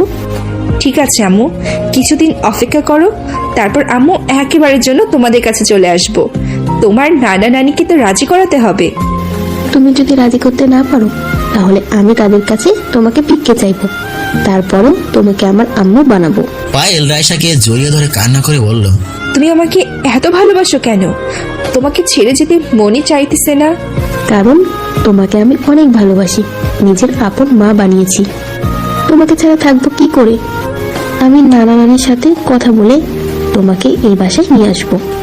তুমি চিন্তা করো না আম্মু, তোমার নানা নানি রাজি না হলেও আমি তোমার কাছে চলে আসবো। এখন কান্না থামাও, নাস্তা শেষ করে নাও। আর তোমার আব্বু আম্মুকে বলেছো? আর তোমার আব্বু বলেছে কেন তোমাকে এত জোরের বাসায় যেতে? সেটা বলে নাই, তবে বলেছে আমার জন্য নাকি খুশি সংবাদ আছে, সেটা বাড়ি গেলে বলবে। ও, নাস্তা শেষ করে নাও, তোমার আব্বু গাড়ি পাঠিয়ে দিছে। রাফি আমাকে বলেছে তোমার গাড়ি চলে এসেছে। পায়েল আর কোনো কথা না বলে নিচে নাস্তা করলো, সাথে রায়শাকে খাইয়ে দিল। নাস্তা শেষ করার পর আমার লোকগুলোকে বললাম পায়েলের ব্যাগ গাড়িতে নিয়ে রাখতে। পায়েল রায়শাকে বলল, রাইসা মামুনি, তুমি একটু বাইরে যাও তো, তোমার আব্বুর সাথে আমি একটু কথা বলে আসি। রায়শা ঠিক আছে বলে রাফির সাথে বাসার বাইরে চলে গেল। রায়শা আর রাফি বেরিয়ে যাওয়ার সাথে সাথে পায়েল আমাকে জড়িয়ে ধরে ঠোঁটের সাথে ঠোঁট লাগিয়ে দিল। প্রায় 5 মিনিট পর ছেড়ে দিয়ে নিজেই কান্না করতে লাগলো। তখন আমি বললাম, হেই পায়েল, তুমি কান্না করছো কেন? তোমাকে শক্ত হতে হবে। তুমি এভাবে ভেঙে পড়লে তো কিছু হবে না। তোমাকে ছেড়ে যেতে মন চাচ্ছে না। আমার মনের ভিতর কেমন জানি ভয় লাগছে, তোমাকে না হারিয়ে ফেলি। এরকম ভয় পেলে চলবে? তুমি তোমার আব্বু আমাকে বুঝিয়ে বললে হয়তো তারা রাজি হয়ে যাবে, আর না হলে মনে করবো তুমি আমার কপালে ছিলে না। যদি আব্বু আম্মু রাজি না হয় তাহলে তুমি গিয়ে আমাকে নিয়ে এসো। আব্বু তোমাকে দেখলে আমাকে এমনি তোমার হাতে তুলে দিবে। শোনো পায়েল, আমি নিজের ক্ষমতা দেখিয়ে তোমাকে তুলে আনতে পারবো না। তোমার আব্বু আম্মু যদি আমার হাতে তোমাকে তুলে দেয় তাহলে আমি তোমাকে নিয়ে আসবো। আব্বু আম্মু রাজি না হলে তুমি আমাকে ভুলে যাবে? আমার কথা তোমার একটু মনে পড়বে না, তাই না? আমাকে ভুলে থাকতে হবে, হয়তো কিছুদিন খারাপ লাগবে, পরে এমনি ঠিক হয়ে যাবে। রাসেল, শেষবারের মতো আমাকে আরেকটা কিস করবে?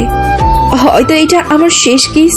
আর আব্বু আম্মু রাজি হলে সারা জীবন তোমার ওই ঠোঁট দুটো নিজের করে রাখবো।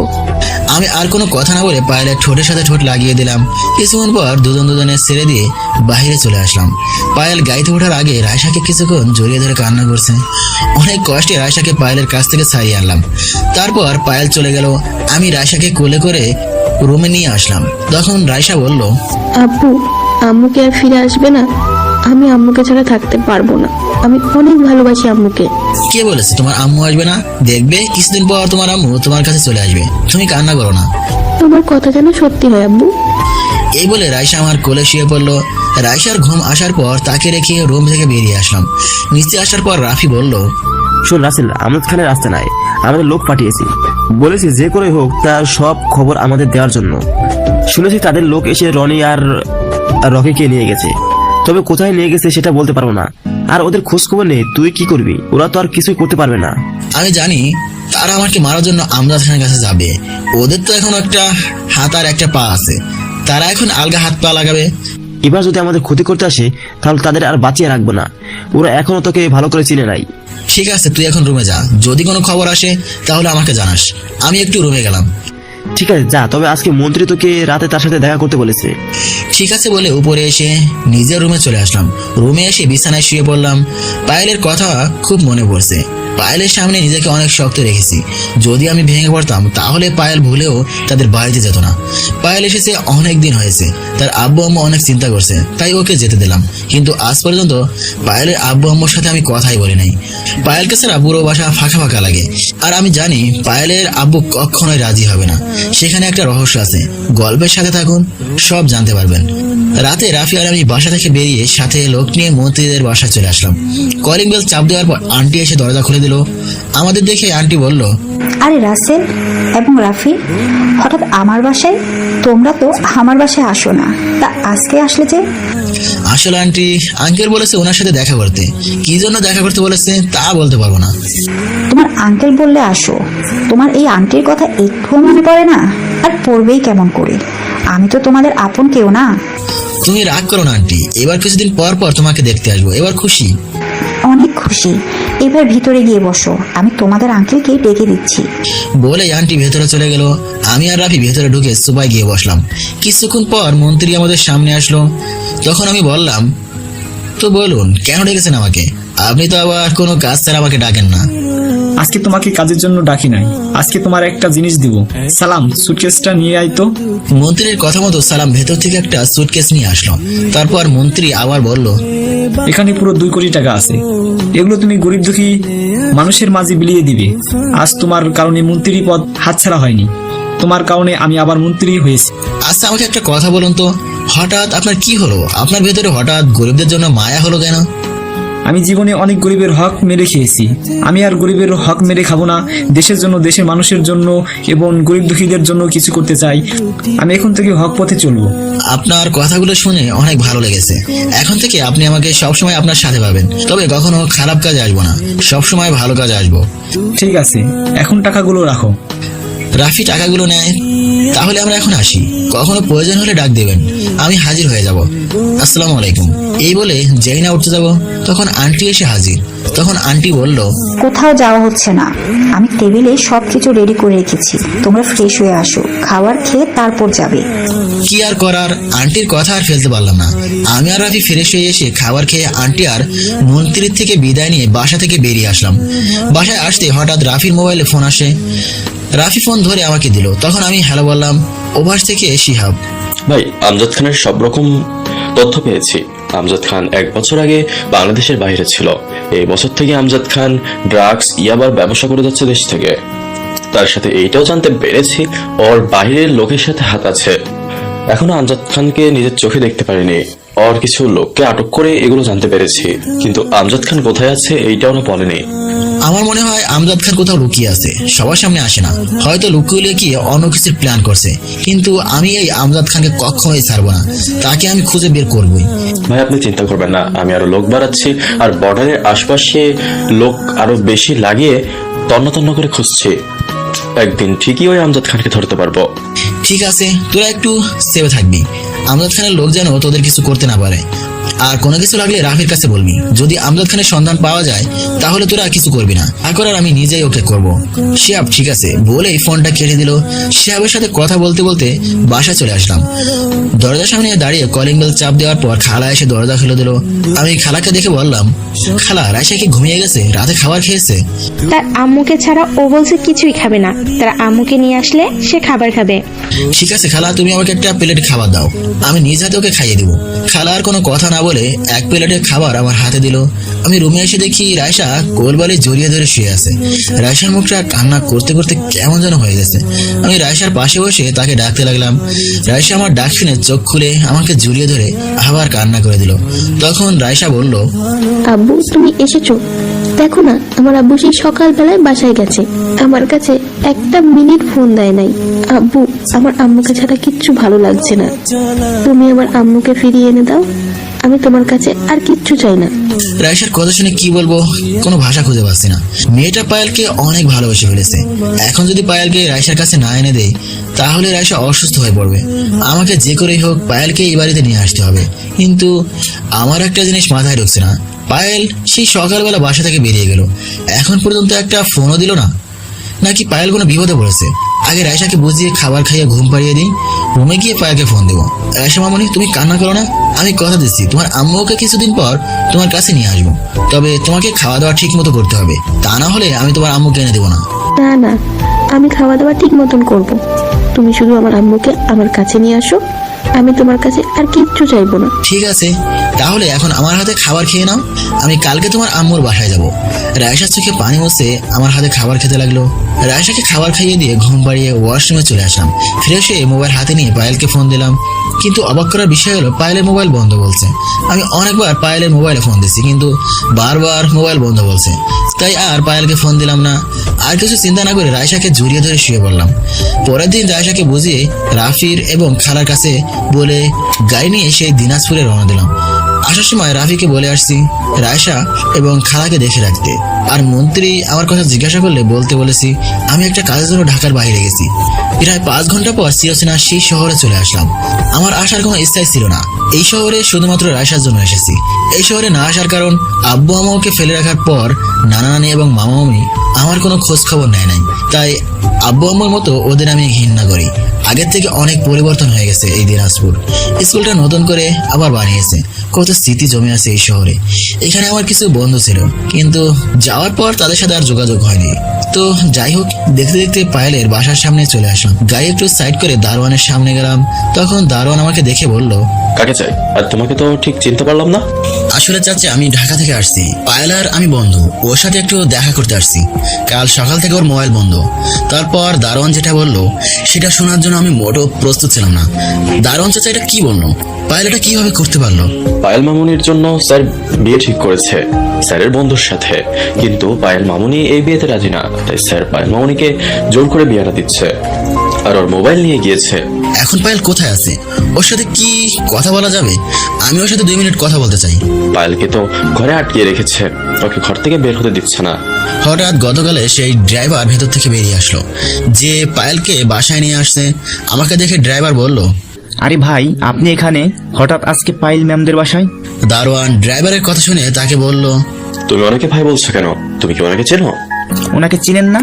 বাংলাদেশের এমন কোনো মানুষ নেই, উনি হচ্ছে সেই মাফিয়া রাসেল, যে গরিব দুঃখী মানুষের জন্য কাজ করে যাচ্ছে, যার নাম শুনলে বড় বড় নেতারা ভয় পেশাব করে দেয়। সরি ভাই, আমি তোমাকে চিনতে পারি নাই, আমাকে মাফ করে দাও। আর আপনাকে দাঁড়িয়ে রেখে কথা বলছি। চাচা আপনি আমার বাবার বয়সী, আমাকে আপনি তুই করে বলবেন। আর আপনি তো কোনো দোষ করেন নাই, তাহলে ক্ষমা কেন চাচ্ছেন? তুমি অনেক ভালো ছেলে, তোমার নাম অনেক শুনেছি, কিন্তু তোমাকে কখনো সরাসরি দেখিনি। আজকে তোমাকে সরাসরি দেখবো কখনো ভাবিনি। আচ্ছা এসব বাদ দেন, এখন বলেন আমি কি পায়েলের সাথে কথা বলতে পারবো? তার সাথে কিছু কথা বলতে চাই। ভাই, চাচা কিছু করতে পারবে না, আমি ম্যামের সাথে কথা বলার সুযোগ করে দিচ্ছি। আপনি গিয়ে গাড়িতে বসুন। এ কথা বলে ড্রাইভার ভেতরে চলে গেল। আমি আমার গাড়িতে গিয়ে বসলাম। প্রায় আধা ঘন্টা পর দেখি ড্রাইভার বোরখা পরা একটা মেয়েকে নিয়ে আমার গাড়ির সামনে আসলো। আমি গাড়ির দরজা খুলে দিলাম। মেয়েটা ভেতরে ঢুকে আমাকে জড়িয়ে ধরে কান্না করে দিল। মেয়েটা আর কেউ নয়, পায়েল। আমি পায়েলকে শক্ত করে জড়িয়ে ধরলাম। পায়েল আমাকে জড়িয়ে ধরে বলল, রাসেল, আমি অন্য ছেলেকে বিয়ে করতে পারবো না। তুমি আমাকে এখান থেকে নিয়ে চলো, তা না হলে আব্বু আম্মু আমাকে জোর করে তার বন্ধুর ছেলের সাথে বিয়ে দিয়ে দিবে। আমি তোমাকে ছাড়া কাউকে বিয়ে করতে পারবো না। এই পাগলি, তোমাকে আমি অন্য ছেলের সাথে বিয়ে করতে কখনোই দিব না। তুমি জানো, তুমি বাসা থেকে আসার পর পুরো বাসা ফাঁকা ফাঁকা লাগে। রায়সা সারাক্ষণ তোমার জন্য কান্না করে। আমি রায়সাকে কথা দিয়েছি, তোমাকে নিয়ে আমি ঢাকায় ফিরে যাব। তাহলে আমাকে এখান থেকে নিয়ে চলো, আব্বু আমাকে জোর করে বিয়ে দিয়ে দিবে। আমি তোমাকে এবং রাইসাকে ছাড়া থাকতে পারবো না। তুমি কোনো চিন্তা করো না, আমি তোমার আব্বু আম্মুর সাথে কথা বলবো, দেখি ওনারা কি বলে। যদি রাজি হয় তাহলে তো ভালোই, আর রাজি না হলে তোমাকে আমি উঠিয়ে নিয়ে যাব। তাহলে এখন আব্বুর সাথে কথা বলো। আব্বু বলেছে খুব শীঘ্রই বিয়ের দিন তারিখ ঠিক করবে। ঠিক আছে, এখন কি তোমার আব্বু আম্মু বাসায় আছে? আব্বু এখন বাসায় আছে। তুমি আমাকে নিয়ে আব্বুর সামনে যাবে। না, তুমি আগে ভেতরে চলে যাও, আমি কিছুক্ষণ পরে আসতেছি। আমার জরুরি একটা কাজ আছে। পায়েল ঠিক আছে বলে আমার কপালে একটা চুমু দিয়ে বাসার ভেতরে চলে গেল। আসলে আমার মোবাইলে রাফি অনেকক্ষণ থেকে ফোন দিয়ে যাচ্ছে, তার সাথে কথা বলার জন্য পায়েলকে ভেতরে পাঠিয়ে দিলাম। আমি এবার রাফিকে ফোন দিলাম। ফোন ঢোকার সাথে সাথে রাফি রিসিভ করলো। তখন আমি বললাম, কি রে এত ফোন দিচ্ছিস কেন? আমি পায়েলের সাথে কথা বলছিলাম, তাই তোর ফোন কেটে দিছি বারবার। উফ, আসলে তোকে যে কারণে এত ফোন দিছি তা হলো কিছুক্ষণ আগে খবর পেয়েছি মন্ত্রীর বিপক্ষ প্রার্থী তোকে মারার জন্য আমজাদ খানের সাথে হাত মিলেছে। তারা জেনে গেছে তুই এখন দিনাজপুরে আসছিস, তাই আমজাদ খানের লোক তোকে মারার জন্য দিনাজপুরে রওনা দিছে। আমাকে মারার জন্য আমজাদ খানের লোক দিনাজপুরে আসছে? সমস্যা নেই, আসুক, দেখি আমজাদ খানের লোক আমার কি করতে পারে। তুই চিন্তা করিস না, নাদিম দিনাজপুরে আছে, আমি তার সাথে কথা বলছি তোকে সেভ করার জন্য। তার লোক নিয়ে তোর কাছে যাচ্ছে। এখন বল তুই কোথায় আছিস? আমি এখন পায়েলদের বাসার সামনে আছি, ওর আব্বু আম্মুর সাথে কিছু কথা বলবো। তুই নাজিমকে বলিস দিনাজপুর হাই স্কুলের সামনে থাকতে, আমি 1 ঘন্টা পর আসতেছি। রাফি ঠিক আছে বলে ফোনটা কেটে দিল। আমি গাড়ি থেকে বের হয়ে পায়েলদের বাসায় দরজার সামনে দাঁড়িয়ে কলিং বেল চাপ দিলাম। কিছুক্ষণ পর একটা কাজের বুয়া এসে দরজা খুলে দিল। আমাকে দেখে কাজের বুয়া বলল, আপনি কে? আমি পায়েলের বন্ধু, ঢাকা থেকে আসছি। পায়েলের আব্বু আম্মুর সাথে আমার কিছু কথা আছে। ঠিক আছে, আপনি ভিতরে আসুন, আমি স্যার আর ম্যাডামকে ডেকে দিচ্ছি। এই বলে বুয়া ভেতরে চলে গেল। আমি ভেতরে ঢুকে সোফায় গিয়ে বসলাম। কিছুক্ষণ পর পায়েলের আব্বু আম্মু আমার সামনে আসলো। তখন পায়েলের আব্বু বলল, তুমি কে? তোমাকে তো চিনতে পারলাম না। আসলে আপনাদের সাথে আমার কিছু কথা আছে, যদি আপনাদের একটু সময় হতো। সমস্যা নেই, তুমি বলো কি কথা বলবে। আসলে আমি আর পায়েল দুজনকে ভালোবাসি। আমি চাই পায়েলকে বিয়ে করতে। পায়েল বলেছে তাকে এখান থেকে নিয়ে যেতে, কিন্তু আমি তা কখনোই করবো না। আমি চাই আপনারা নিজ হাতে পায়েলকে আমার হাতে তুলে দিবেন। তুমি কি জানো আমি পায়েলের বিয়ে ঠিক করে ফেলেছি? ছেলের বাবা আমার বন্ধু, তাদের নিজস্ব ব্যবসা আছে। পায়েলকে আপনারা জোর করে বিয়ে দিতে পারবেন, কিন্তু কখনো আপনার মেয়ে আমাকে ছাড়া সুখী হবে না। তোমার কি যোগ্যতা আছে যে আমার মেয়েকে বিয়ে করবে? টাকা পয়সা, বাড়ি গাড়ি, ব্যাংক ব্যালেন্স এসব কিছু আছে তোমার? আমার যা কিছু আছে সেটা 5 ভাগের 1 ভাগ আপনার নেই।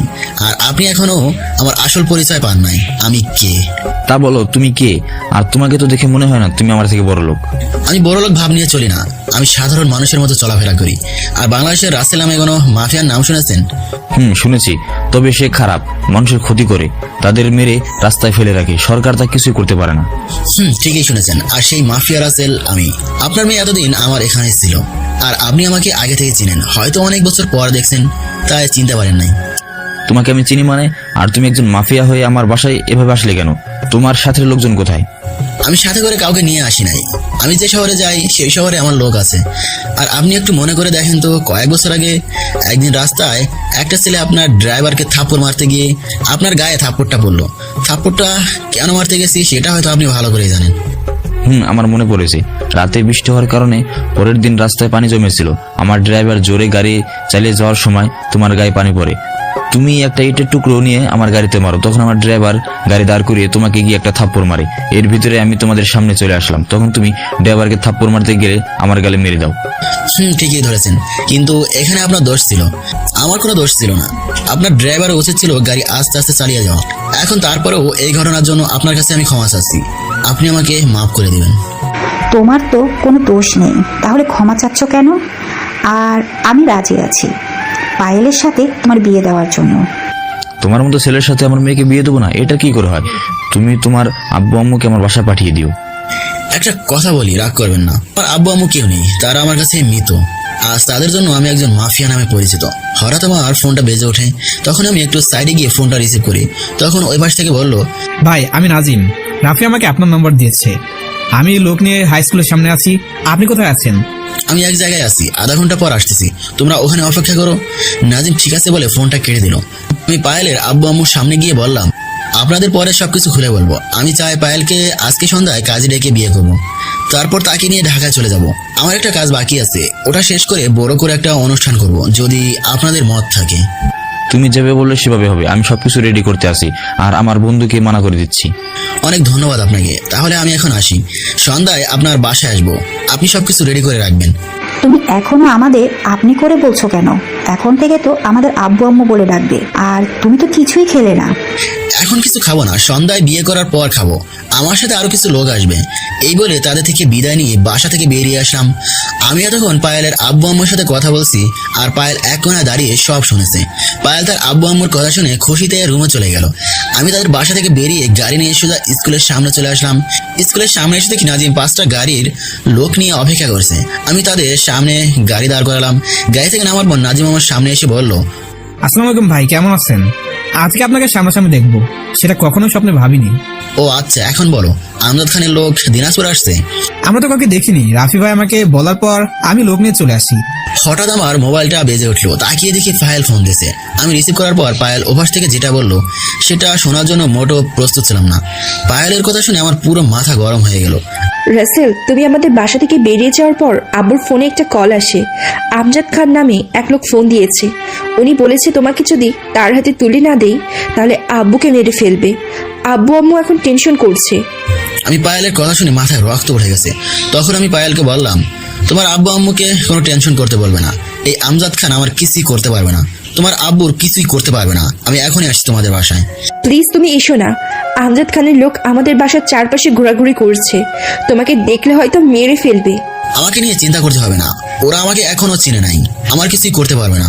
বলে ফোনটা কেটে নাজিম এবং তার লোক নিয়ে পায়েলদের বাসায় যেতে লাগলাম। কিছুক্ষণ পর পায়েলদের বাসার সামনে চলে আসলাম।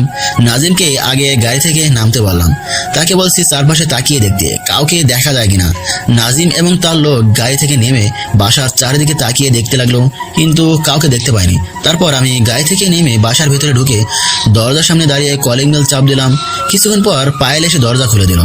আমি আর নাজিম ভেতরে ঢুকলাম, আর বাকিদের বাইরে পাহারা দিতে বললাম। ভেতরে ঢোকার পর পায়েলের আব্বু আম্মু আমার সামনে আসলো।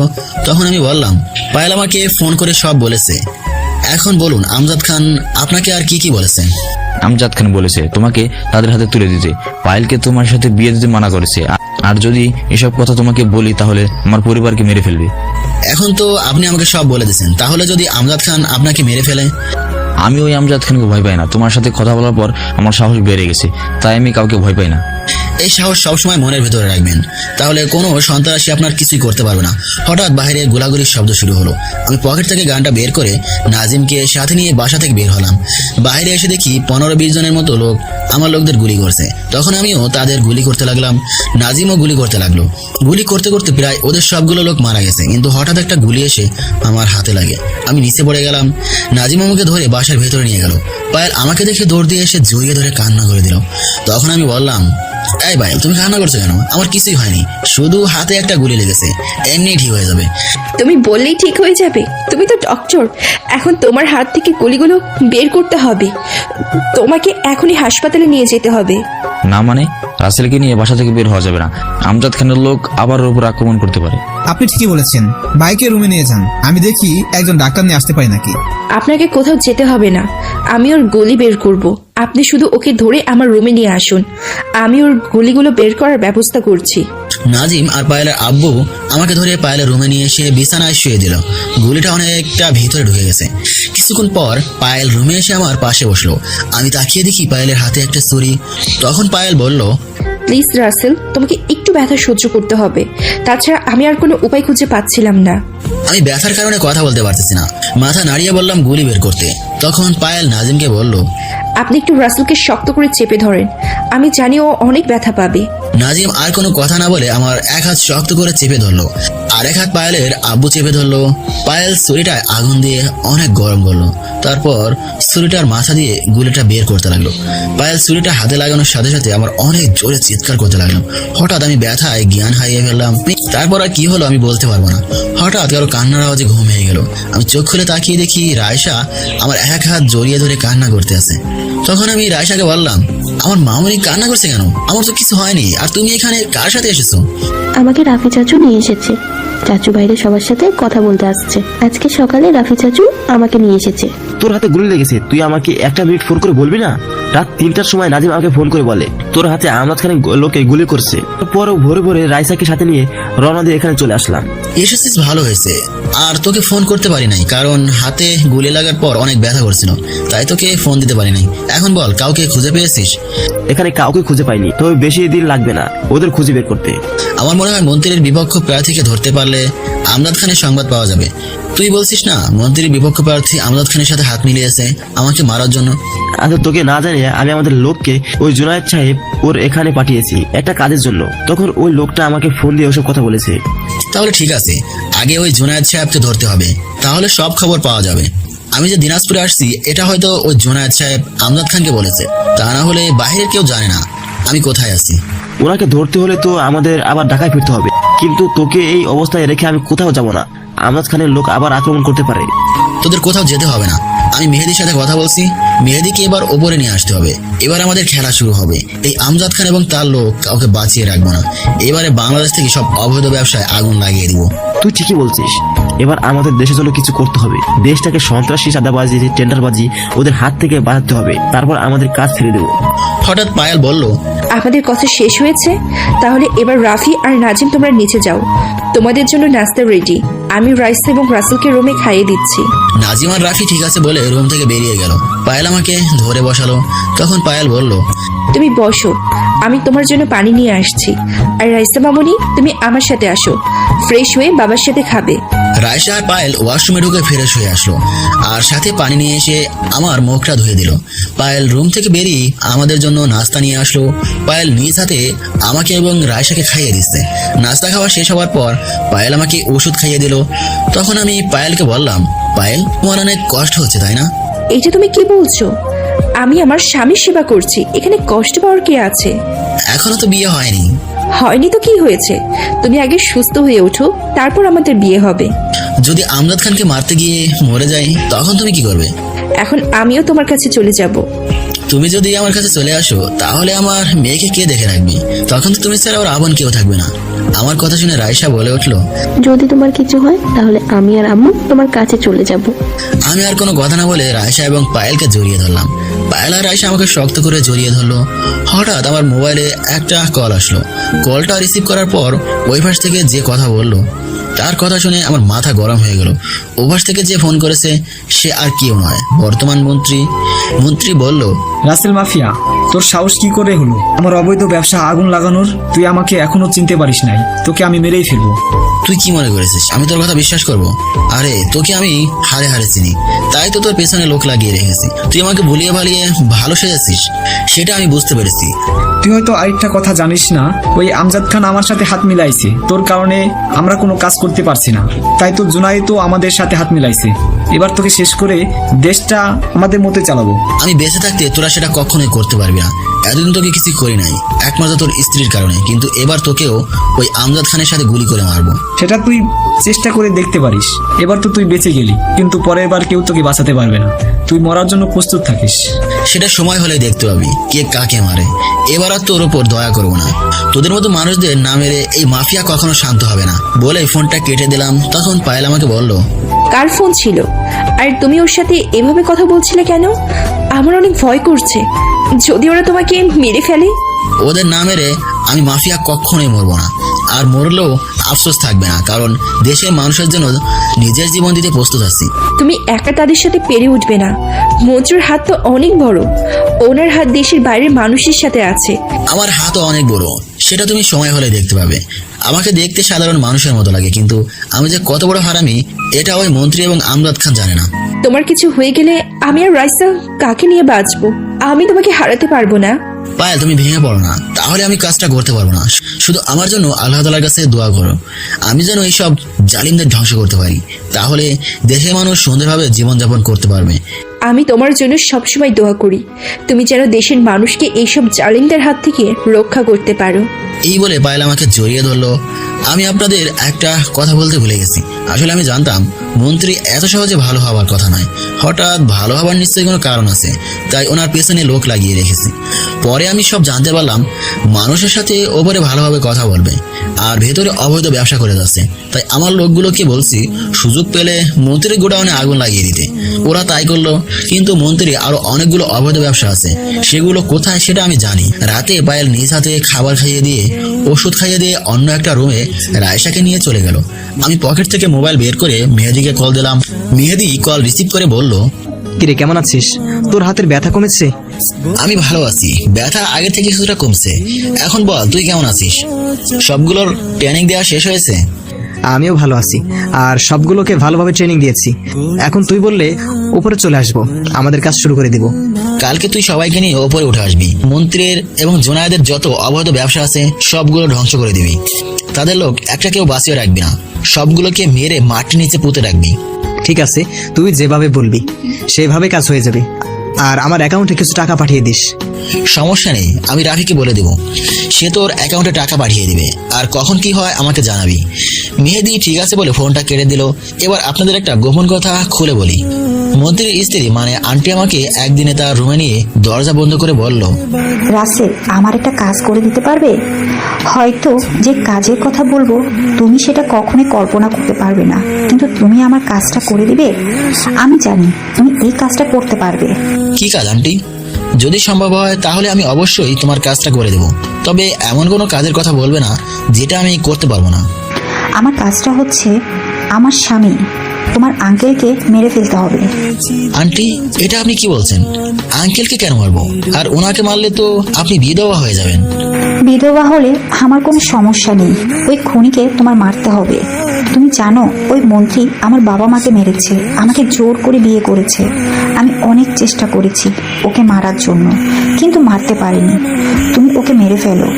ওর মতো খুনির সাথে আমি সংসার করতে চাই না। ও শুধু আমার বাবাকে মারে নাই, ও আমার ভালোবাসার মানুষটাকেও মেরে ফেলেছে। আন্টির কথাগুলো বলতে ওনার চোখ দিয়ে পানি পড়ে, পুরো শাড়ি ভিজে গেছে। আন্টির কথা শুনে যেন আমার পায়ের নিচের মাটি সরে গেল। তখন আমি আন্টিকে বললাম, আচ্ছা আন্টি, মন্ত্রী কেন আপনার বাবা মাকে মেরেছে এবং আপনার ভালোবাসার মানুষকে মেরেছে? আমার কথা শুনে আন্টি বলতে লাগলো, এই মন্ত্রী আমার বাবার সম্পত্তির জন্য আব্বু আম্মুকে মেরে ফেলেছে। তখন ওই মন্ত্রী কিছুই ছিল না। এই মন্ত্রী আব্বুর অফিসে একজন ম্যানেজার ছিল। আব্বু তাকে অনেক বিশ্বাস করত, কিন্তু মন্ত্রী আব্বুর সাথে বেইমানি করে বাড়ি, গাড়ি, অফিস, ব্যাংক ব্যালেন্স সব কিছু সই করে নিয়ে যায়। আব্বু পুলিশের কাছে মামলা করতে যাওয়ার সময় আব্বু আম্মুকে বাসায় মেরে ফেলে। তারপর আমাকে উঠিয়ে নিয়ে এসে বিয়ে করে। বিয়ের পর আজ পর্যন্ত আমাকে বাসার বাহিরে যেতে দেয়নি, প্রায় 15 বছরের মতো আমি বাসার বাহিরে যেতে পারি নাই। এই কারণে তুমি এই বাসায় আসলে ওর সামনে সুন্দরভাবে কথা বলি, কিন্তু মনের ভিতরে ওর জন্য ঘৃণা, প্রতিশোধের আগুন জ্বলতে আছে। এবার বলুন, আপনার ভালোবাসার মানুষটির সাথে কতদিনের রিলেশন ছিল? আর আপনার আবু আম্মুকে মারার আগে আপনি কি করতেন? তখন আমি পড়ালেখা করতাম, মাস্টার্স কমপ্লিট করেছি। মাস্টার্স কমপ্লিট করার পর আব্বু আম্মুকে মেরে ফেলে এবং আমাকে জোর করে বিয়ে করে। আর আমার আর রাতুলের রিলেশন কলেজ লাইফ থেকে। মন্ত্রী আমাকে বিয়ে করার পর কেমন করে যেন রাতুলের কথা জানতে পারে। পরে আমাকে রাতুলকে মেরে ফেলার হুমকি দেয় যদি আমি বাহিরে কারো কাছে কিছু বলি। কিন্তু কয়েকটা মাস যাওয়ার পর রাতুলের কোনো খোঁজ খবর পাইনি। সে কি বেঁচে আছে নাকি মন্ত্রী ওকে মেরে ফেলেছে সেটা বলতে পারবো না। আমার মনে হয় মন্ত্রী তাকে মেরে ফেলেছে। ঠিক আছে আন্টি, আমি আপনাকে কথা দিচ্ছি এই মন্ত্রীকে আমি কখনোই বাঁচিয়ে রাখবো না। এখন ওনাকে মারা সহজ হবে না, আমার কিছু প্রমাণ জোগাড় করতে হবে, তা না হলে ওনাকে মারা যাবে না। ঠিক আছে, আমি তোমাকে হেল্প করব। যদি কখনো দরকার হয় তাহলে আমার সাথে যোগাযোগ করো। আমি যতটুকু পারি হেল্প করার চেষ্টা করব। এই ছিল আন্টির সাথে আমার কথা। এরপর এই মন্ত্রীকে আমি দু চোখে দেখতে পারতাম না, আর মন্ত্রী যে সময় আমাকে ডাকতো তখনই আমি চলে যেতাম, কারণ আমার প্রমাণ বের করতে হবে। আর এই পর্যন্ত মন্ত্রীর থেকে প্রায় 20 কোটি টাকার মতো নিয়েছি। এই সবগুলো টাকা গরিবদের হক ছিল। এসব প্রমাণ জোগাড় করতে আন্টিও আমাকে সাহায্য করেছে। তো কি প্রমাণ জোগাড় করেছি সেটা সময় হলে জানতে পারবেন। দেখতে দেখতে 10টা দিন চলে গেল। এখন মোটামুটি সুস্থ আছি, হাতটা নাড়াচাড়া করতে পারছি, কিন্তু ঘাটা এখনো শুকায় নাই। আজকে পায়েল, আমি আর রাইসা মার্কেট করতে এসেছি। এখানে আসার সময় কোনো জামা কাপড় নিয়ে আসি নাই। রাফি 2 সেট জামা কিনে এনে দিছে, কিন্তু সেটা আমার পছন্দ হয়নি। কোনো রকম 10টা দিন পরেছি। আমার সাথে প্রায় 10টা গাড়ির লোক এসেছে, তারা সবাই মার্কেটের সামনে পাহারা দিচ্ছে। পায়েলের জন্য কিছু জামা কাপড় নিলাম, রাইসার জন্য নিলাম। হঠাৎ একটা নেকলেসের উপর চোখ যায়। আমার নেকলেসটা অনেক পছন্দ হয়েছে, তাই পায়েল এবং রাইসার চোখ ফাঁকি দিয়ে নেকলেসটা কিনে আনলাম। এটা পায়েলকে ভালো বানাবে। কেনাকাটা সব শেষ, তখন মনে বললো শ্বশুর শাশুড়ির জন্য তো কিছুই কিনলাম না। তারপর শ্বশুর শাশুড়ির জন্য কিছু মার্কেট করলাম, সবকিছু কেনাকাটা শেষ করলাম। তারপর পায়েলকে বললাম, পায়েল তোমার কি আর কিছু লাগবে? যদি লাগে বলো। আর রাইসা মামনি, তোমার আর কিছু লাগবে? আব্বু, আমার ওই বড় পুতুলটা লাগবে। পুতুলটা দেখতে অনেক সুন্দর। ঠিক আছে মামনি, আমি এখনই কিনে এনে দিচ্ছি তোমাকে। রাসেল, আমাকে ওই নূপুর জোড়া কিনে দাও না। আমি ঠিক আছে বলে রাইসার পুতুল এবং পায়েলের নূপুর কিনে দিলাম। এর ফাঁকে রাফির জন্য কিছু কেনাকাটা করলাম। সবকিছু শেষ করে মার্কেট থেকে বেরিয়ে আসতে হঠাৎ আমাদের সামনে একজন মহিলা আসলো এবং ওনার সাথে আরো 2 জন মানুষ ছিল। তাদের দেখে মাথায় রক্ত উঠে গেল। তারা এখানে কেন আর আমার সামনে আসলো কেন? আমি তো এখন তাদের কাউকে চিনি না। আপনারা হয়তো ভাবছেন তারা কারা, যে তাদের দেখে মাথায় রক্ত উঠে গেল। তারা আর কেউ নয়, একজন হচ্ছে আমার গর্ভধারণী মা এবং বাকি দুজন হচ্ছে আমার মামা মামি। আম্মু আমাকে দেখেই বলল, রাসেল, তুই এতদিন কোথায় ছিলি? আমি দেশে এসে তোকে অনেক জায়গায় খুঁজেছি, কিন্তু কোথাও খুঁজে পাইনি। তুই আমাকে ক্ষমা করে দে। তোর বাবার সাথে ঝগড়া করে তোকে ফেলে বাইরে চলে গেছি, তাও বা তোদের না জানিয়ে। আপনি কে? আপনাকে তো আমি চিনি না। আমার আব্বু আম্মু তো অনেক আগেই আমার কাছে মারা গেছে। তখন মামা বলল, রাসেল, তুমি এটা কি বলছো? তোমার আম্মু না হয় তোমাকে ফেলে চলে গেছে, তাই বলে তুমি তাদের মৃত বলবে? তোমার আম্মু তার ভুল বুঝতে পেরেছে, তুমি তাকে ক্ষমা করে দাও। তোমার আম্মু দেশে এসে তোমাদের অনেক জায়গায় খুঁজেছে, তোমার জন্য অনেক কান্নাকাটি করে। প্লিজ তুমি তোমার আম্মুকে ক্ষমা করে দাও। ক্ষমা? সেটা আমি কখনোই করব না। তারা নিজেদের স্বার্থে আমাকে ফেলে রেখে যে যার মতো চলে গেছে। একটাবার আমার কথা চিন্তাও করে নাই। আমি তাদের কাছে এতটা বোঝা হয়ে গেছি। আমি কি করব? তোর আব্বুর কারণে আমি বাইরে চলে গেছি। তোর আব্বু বাইরে মেয়েদের সাথে হোটেলে রাত কাটায়, সেটা নিয়ে তোর আব্বুর সাথে প্রতিদিন ঝগড়া করি, কিন্তু তোর আব্বু ভালো হয় না। তাই বাসা থেকে বেরিয়ে আসার আগের দিন তোর আব্বুর সাথে কথা কাটাকাটির মধ্যে দিয়ে তোর আব্বু আমাকে অনেক মারধর করে। তাই কাউকে না বলে বাসা থেকে বেরিয়ে একটা বান্ধবীর বাসায় চলে যায়। আর কিছুদিন পর কানাডায় চলে যাই আমার আর একটা বান্ধবীর কাছে। তোর কথা অনেক মনে পড়েছে, প্রতিদিন রাতে কান্না করতাম। কয়েক বছর যাবার পর আর থাকতে না পেরে বাংলাদেশে চলে আসি। এসে তোকে অনেক জায়গায় খুঁজেছি, কিন্তু কোথাও পাইনি। আজকে তোর মামাতো বোন রিয়ার বিয়ের মার্কেট করতে আসি, হঠাৎ দেখি তুই মার্কেট থেকে বেরিয়ে আসছিস। আম্মু এতক্ষণ কথাগুলো বলতেই চোখের পানি দিয়ে পুরো শাড়ি ভিজে ফেলেছে। তখন আমি বললাম, এতই যদি আমার কথা মনে পড়তো তাহলে অবশ্যই ফিরে আসতে, কিন্তু তুমি আসলে না। এখন তুমি অনেক দেরি করে ফেলেছো। আমার দুনিয়া আপন বলতে কেউ নেই। বাংলাদেশের মানুষ এখন আমার আপনজন। তাদের সাথে বাকিটা জীবন কাটিয়ে দিতে চাই। তারা সবাই আমাকে অনেক ভালোবাসে। তারা এখন আমাকে এক নামে চেনে, মাফিয়া কিং রাসেল। আজ আমি মাফিয়া হয়েছি তোমাদের কারণে। আমার জীবনটা তোমরা ধ্বংস করে দিয়েছো। তোমরা যদি এমনটা না করতে তাহলে আমার জীবনটা সুন্দরভাবে চলতো। আমি তো বলেছি আমার ভুল হয়ে গেছে, এবারের মতো ক্ষমা করে দে। আমি কথা দিচ্ছি আর কখনো তোকে ছেড়ে কোথাও যাব না। আপনার সাথে কথা বলতে আমার ঘৃণা লাগছে। আপনি আমার সামনে থেকে গেলে আমি অনেক খুশি হব। তখন মামা বলল, তার মানে তুই সেই মাফিয়া কিং রাসেল? তোর নাম অনেক শুনেছি কিন্তু কখনো দেখি নাই, আজকে তোকে দেখলাম। তুই যে কাজ করছিস সেটা দেখে অনেক খুশি হয়েছি। একবার কি তোর মাকে ক্ষমা করে দেওয়া যায় না? তাদের তো আমি কখনোই ক্ষমা করব না, তার সাথে তোমাদেরও ক্ষমা করব না। আব্বু আম্মু আমাকে ছেড়ে যাওয়ার পর আপনারা আমার একটা বারের জন্য খোঁজ খবর নিয়েছেন? আপনারাও তাদের মতো খোঁজ খবর নেন নাই। তখন মামি বলল, আসলে তোর আম্মুর কথা শুনে আমরা তোদের আর খোঁজ খবর নেইনি, কিন্তু আমাদের দরকার ছিল তোর খোঁজ খবর নেওয়ার। তুই আমাদের মাফ করে দে, তুই আগের মতো আমাদের কাছে ফিরে আয়। দুঃখিত, আমি আপনাদের সাথে কোথাও যাব না, আপনারা এখান থেকে চলে যান। আপনারা না গেলে আমি চলে যাচ্ছি। পায়েল চলো। আমি আর কোনো কথা না বলে পায়েল আর রায়শাকে নিয়ে গাড়িতে গিয়ে বসলাম। আম্মু এবং মামা মামি এখনো দাঁড়িয়ে আছে। আম্মু দাঁড়িয়ে এখনো কান্না করে যাচ্ছে। এতক্ষণ চোখের পানি অনেক কষ্ট আটকিয়ে রেখেছি। আম্মুকে আজ প্রায় 5 বছর পর দেখছি। আগে থেকে কেমন শুকিয়ে গেছে, মনে হয় খাওয়া দাওয়া ঠিক মতো করে না। নিজের চোখ দিয়ে জোরে জোরে পানি পড়তে লাগলো। আমার সাথে কেন এমন করছো? আমি তো কোনো অপরাধ করি নাই, তাহলে কেন আমাকে ছেড়ে চলে গেলে? তোমাদের জন্য আমার মনে এখন কোনো ভালোবাসা নেই, আছে শুধু বুক ভরা ঘৃণা। গাড়ি নিয়ে বাসায় যেতে লাগলাম। তখন পায়েল বলল, তুমি তোমার আম্মুকে ক্ষমা করে দিতে, উনি তো ওনার ভুল বুঝতে পেরেছে। কি করে ক্ষমা করি বলো? তাদের জন্য আজ আমি এই পথে এসেছি। তারা যদি সুন্দরভাবে চলতো তাহলে আমাকে এই দিন কখনোই দেখতে হতো না। এখন তো তোমার আব্বুর কারণে তোমার আম্মু চলে গেছে, দোষ তো তোমার আব্বুর, তোমার আম্মুর তো কোনো দোষ নেই। ওনাকে তো আমি সামনে পেলে নিজ হাতে গুলি করে মারবো। ওনার জন্য আজ এত কিছু হয়েছে। আমি বলি কি, তোমার আম্মুকে ক্ষমা করে দাও। উনি তো তোমার আব্বুর জন্য বাসা থেকে বেরিয়ে গেছে, শাস্তি দিলে তোমার আব্বুকে দাও। ওনাকে তো দিবই, কিন্তু আম্মুর উপর রাগ উঠেছে, কারণ আমার কথা যখন মনে পড়েছে তাহলে ফিরে আসে নাই কেন? এত বছর পর কেন আসলো? পায়েল আর কোনো কথাই বললো না। কিছুক্ষণ পর বাসায় চলে আসলাম। পায়েল রায়শাকে কোলে নিয়ে ভেতরে চলে গেল। আমি গাড়ি পার্কিং করে বাসার ভেতরে চলে আমার লোক সবগুলো জিনিসপত্র নিয়ে ভেতরে আসলো। রাতে খাওয়া দাওয়া করার পর পায়েলকে বললাম তাদের ছাদে একটু আসতে। আমি ছাদে গিয়ে এক কোণে দাঁড়িয়ে আকাশের দিকে তাকিয়ে আছি। কিছুক্ষণ পর পায়েল ছাদে এসে আমাকে পেছন থেকে জড়িয়ে ধরলো। আমিও পায়েলকে জড়িয়ে ধরলাম। তখন পায়েল বলল, তা এবার বলো, হঠাৎ ছাদে আসতে বললে কেন? তোমার জন্য একটা জিনিস কিনেছি, সেটা দেওয়ার জন্যই আসতে বললাম। জিনিসটা কি? যদি আমাকে দেখাতে। আগে তুমি চোখ বন্ধ করো, তারপর তোমার জিনিসটা দিব। পায়েল ঠিক আছে বলে চোখ বন্ধ করলো। তখন আমি পকেট থেকে নেকলেসটা বের করে পায়েলের গলায় পরিয়ে দিলাম। তারপর বললাম চোখ খুলতে। আমি মোবাইল বের করে ক্যামেরা চালু করে পায়েলের সামনে ধরলাম। পায়েল চোখ খুলে তার গলায় নেকলেসটা দেখেই বলল, নেকলেসটা অনেক সুন্দর। তুমি কখন কিনলে নেকলেসটা? এটা আমি লুকিয়ে কিনেছি তোমাকে দেওয়ার জন্য। তোমাকে কিন্তু নেকলেসটা অনেক সুন্দর লাগছে। দেখতে হবে না কে কিনেছে আমার জন্য, তোমার পছন্দ আছে বলতে হবে। পায়েল আমাকে একটু জড়িয়ে ধরে থাকবে? আজ এত বছর পর আম্মুকে দেখে কেমন জানি খারাপ লাগছে। ঠিক আছে ধরছি। এত যদি খারাপ লাগে তাহলে ওই সময় ফিরিয়ে দিলে কেন? অভিমান আর ঘৃণায় তাই আম্মুকে ফিরিয়ে দিয়েছি। আমি কখনো এমনটা করতে চাই নাই। তুমি জানো তারা আমাকে ছেড়ে যাওয়ার পর অনেক কষ্ট পেয়েছি। এমন কোনো রাত নেই তাদের জন্য কান্না করি নাই। চিন্তা করো না, দেখবে আস্তে আস্তে সব ঠিক হয়ে যাবে।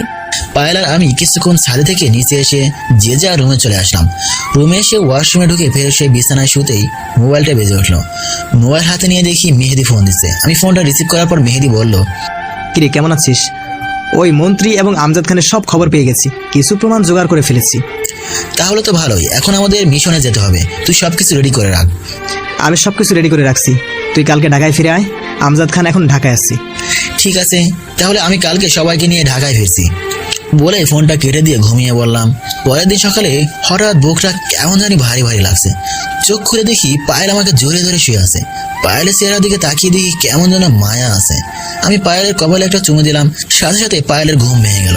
তখন পায়েল বলল, আমাকে চুমু দিলে হবে না, আমাকে এখন একটা কিসও করতে হবে। আমি আজকে তোমার কোনো কথা শুনবো না। তার মানে তুমি ঘুমাওনি? এতক্ষণ সজাগ ছিলে? ঠিকই ধরেছ, আমি এতক্ষণ সজাগ ছিলাম।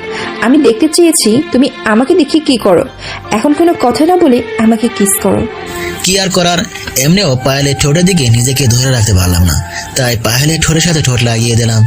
দুজনে জড়িয়ে ধরে পাগলের মতো কিস করলাম। কিছুক্ষণ পর ছেড়ে দিলাম। আমি বললাম, পায়েল আমি আজকে ঢাকায় ফিরে যাব। আমাদের মিশন ঢাকায় হবে, কারণ আমজাদ খান এখন ঢাকায় আছে। তোমাকে ছাড়া আমি থাকতে পারবো না। যদি তোমার কিছু হয়ে যায়, আমার কিছু হয়ে গেলে আরেকটা ভালো ছেলে দেখে বিয়ে করে ফেলো। তোমার কিছু হয়ে গেলে আমিও তোমার কাছে ফিরে যাব। আমি তোমাকে ছাড়া অন্য কাউকে বিয়ে করব না।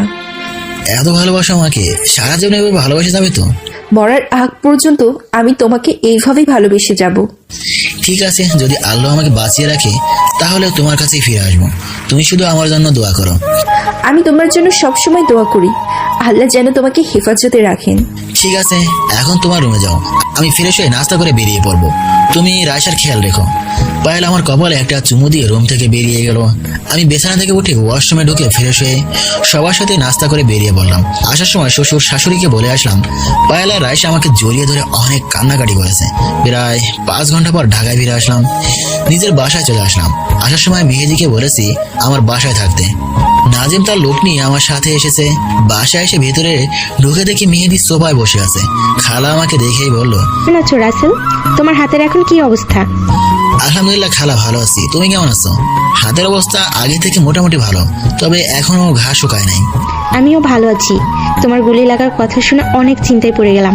যাক, আল্লাহ তোমাকে হেফাজত করেছে। তোমরা রুমে গিয়ে ফ্রেশ হয়ে আসো, আমি তোমাদের খাবার দিচ্ছি। এই বলে খালা চলে গেল। ফিরে এসে সবার সাথে খাবার খেয়ে রুমে চলে আসলাম। আসার সময় রাফি আর মেহেদিকে বললাম আমার রুমে আসতে। হঠাৎ মোবাইল ফোনটা বেজে উঠলো। হাতে নিয়ে দেখি মন্ত্রী ফোন দিয়েছে। ফোনটা রিসিভ করার পর মন্ত্রী যে কথা বললো সেটা শোনার জন্য মোটেও প্রস্তুত ছিলাম না। মন্ত্রী বলল, মাফিয়া রাসেল, তুই এখন কোথায়? তোর মেয়ে রায়সা এবং তোর ভালোবাসার মানুষ এখন আমার কাছে। যদি তাদের বাঁচাতে চাস তাহলে তুই একা আমার এখানে আসবি। যদি কোনো চালাকি করিস তাহলে ওদের মরা মুখ দেখবি। তোর বাসার সামনে একটা গাড়ি আসবে, সোজা ওটাতে উঠে যা। তুই ওদের কিছুই করবে না, আমি তোর কথা মতো এখনই আসছি। তাহলে আমি ওদের কিছুই করব না। তুই এখনই বাসা থেকে বেরিয়ে পড়, দেরি করলে ওদের হারাতে হবে। এই বলে মন্ত্রী ফোনটা কেটে দিল। তখন মেহেদি আর রাফি আমার সামনে আসলো। আমাকে চিন্তিত দেখে মেহেদি বলল, কিরে, কার সাথে কথা বলছিস? আর তোকে কেমন চিন্তিত লাগছে? কি হয়েছে আমাদের খুলে বল। মন্ত্রী আমার মেয়ে এবং পায়েলকে তুলে নিয়ে গেছে। মন্ত্রী বলেছে তাদের বাঁচাতে চাইলে আমাকে একা ওদের ওখানে যেতে। দেরি হলে রায়সা এবং পায়েলকে মেরে ফেলবে। মন্ত্রীর এত বড় সাহস, ও জানে না কার সাথে পাঙ্গা নিতে আসছে। আজকে ওই মন্ত্রীকে মেরেই ফেলবো। শোন, আমি কি বলি, আমি এখন বাসা থেকে বেরিয়ে পড়বো আর আমার মোবাইলে লোকেশন চালু করে রাখবো। তোরা আমি বাসা থেকে বেরিয়ে যাওয়ার 30 মিনিট পর বেরিয়ে পড়বি। তুই কোনো চিন্তা করিস না, আমরা সবকিছু রেডি করে বেরিয়ে পড়বো। কিন্তু এখন সমস্যা হচ্ছে, ওরা যদি তোর কোনো ক্ষতি করে? তারা আমাকে মেরে ফেলবে সেটা আমি জানি, কিন্তু মরার আগ পর্যন্ত ওদের সাথে লড়াই করে মরতে চাই। ফোনটা বেজে উঠলো। রিসিভ করার পর ওই পাশ থেকে পায়েলের আব্বু বলল, রাসেল তুমি কোথায়? তোমরা বাসা থেকে বের হয়ে যাওয়ার সাথে সাথে কিছু লোক আমার বাসায় ঢুকে পায়েল আর রাইসাকে তুলে নিয়ে গেছে। ওরা আমার আর পায়েলের আম্মুর মাথায় বাড়ি দিয়েছে। তারপর আমরা জ্ঞান হারিয়ে ফেলি। কিছুক্ষণ আগে জ্ঞান ফিরেছে, তারপর তোমাকে ফোন দিলাম।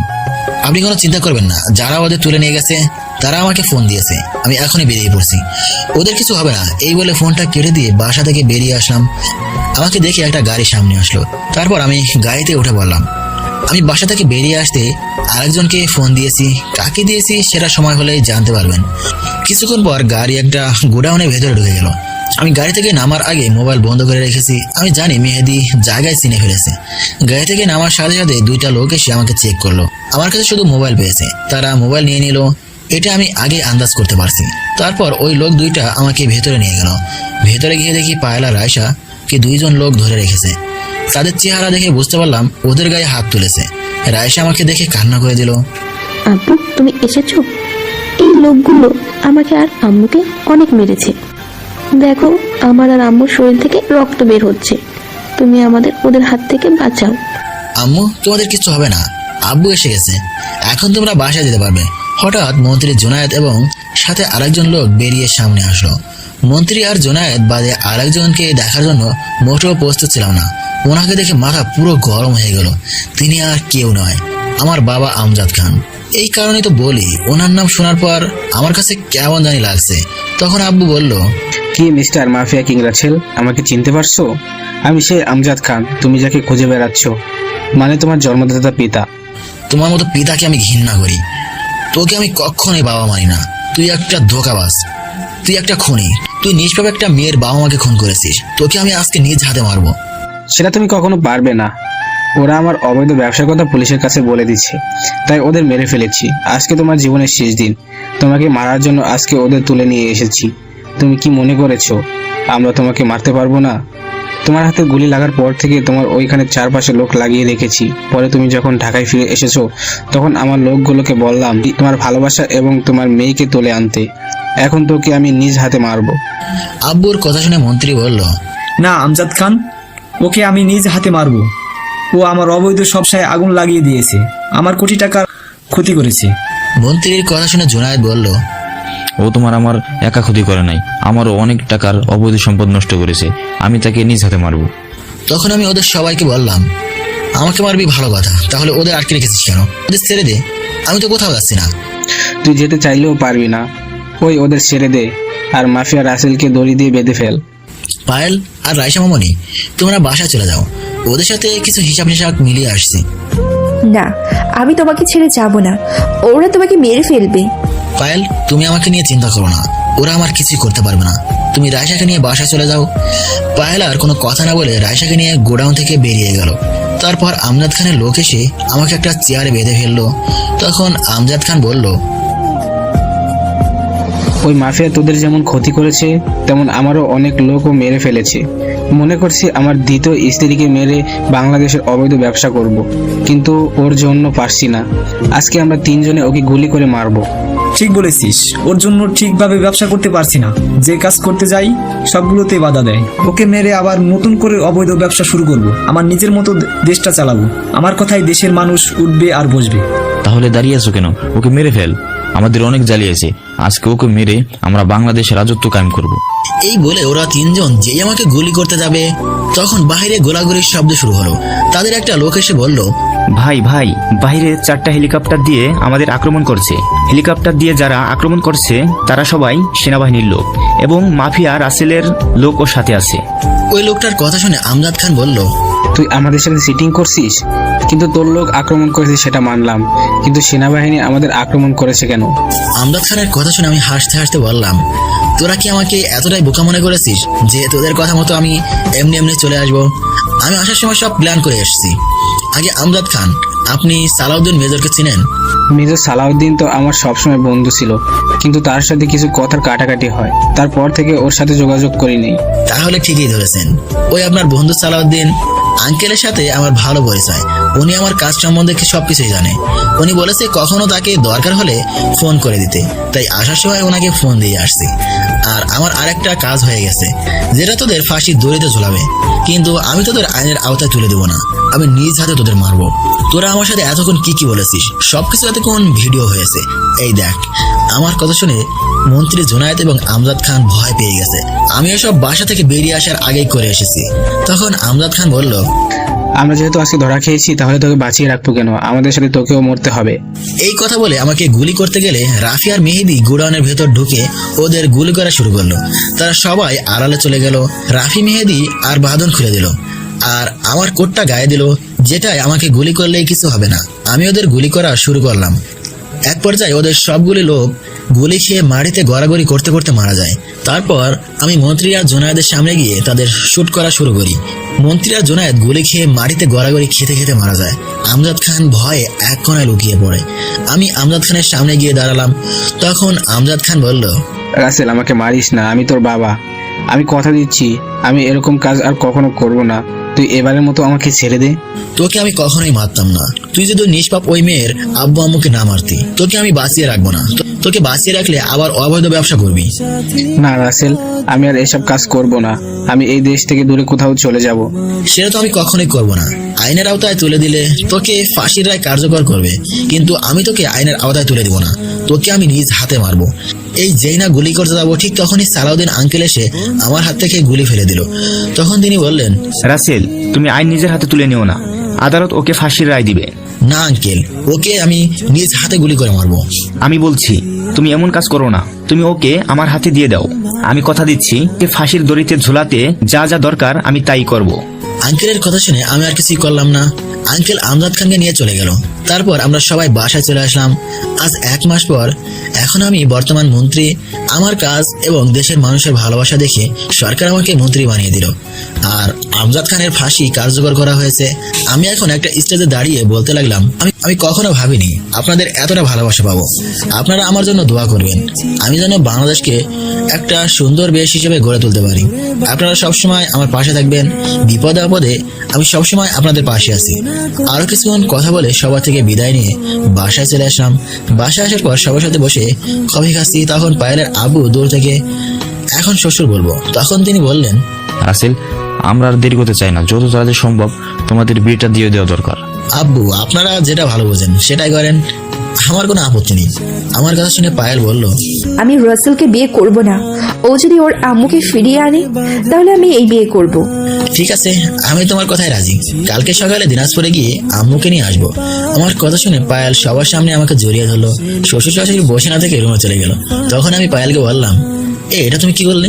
তোমার কি একটু লজ্জা শরম নেই? তোমার আব্বু আম্মু লজ্জায় রুমে চলে গেল। তোমাকে জড়িয়ে ধরতে লজ্জা কিসের? কিছুদিন পর তো তুমি আমার স্বামী হয়ে যাবে। হয়েছে, এখন রুমে যাও, আমার হাতে কিছু কাজ আছে, আমাকে একটু কাজগুলো করতে হবে। পায়েল ঠিক আছে বলে রুমে চলে গেল।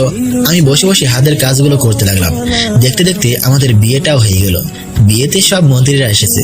আম্মুকে পরের দিন বাসায় নিয়ে এসেছি, সাথে মামামাইকে ক্ষমা করে দিয়েছি। বিয়েটা ঢাকায় কমিউনিটি সেন্টারে হয়েছে।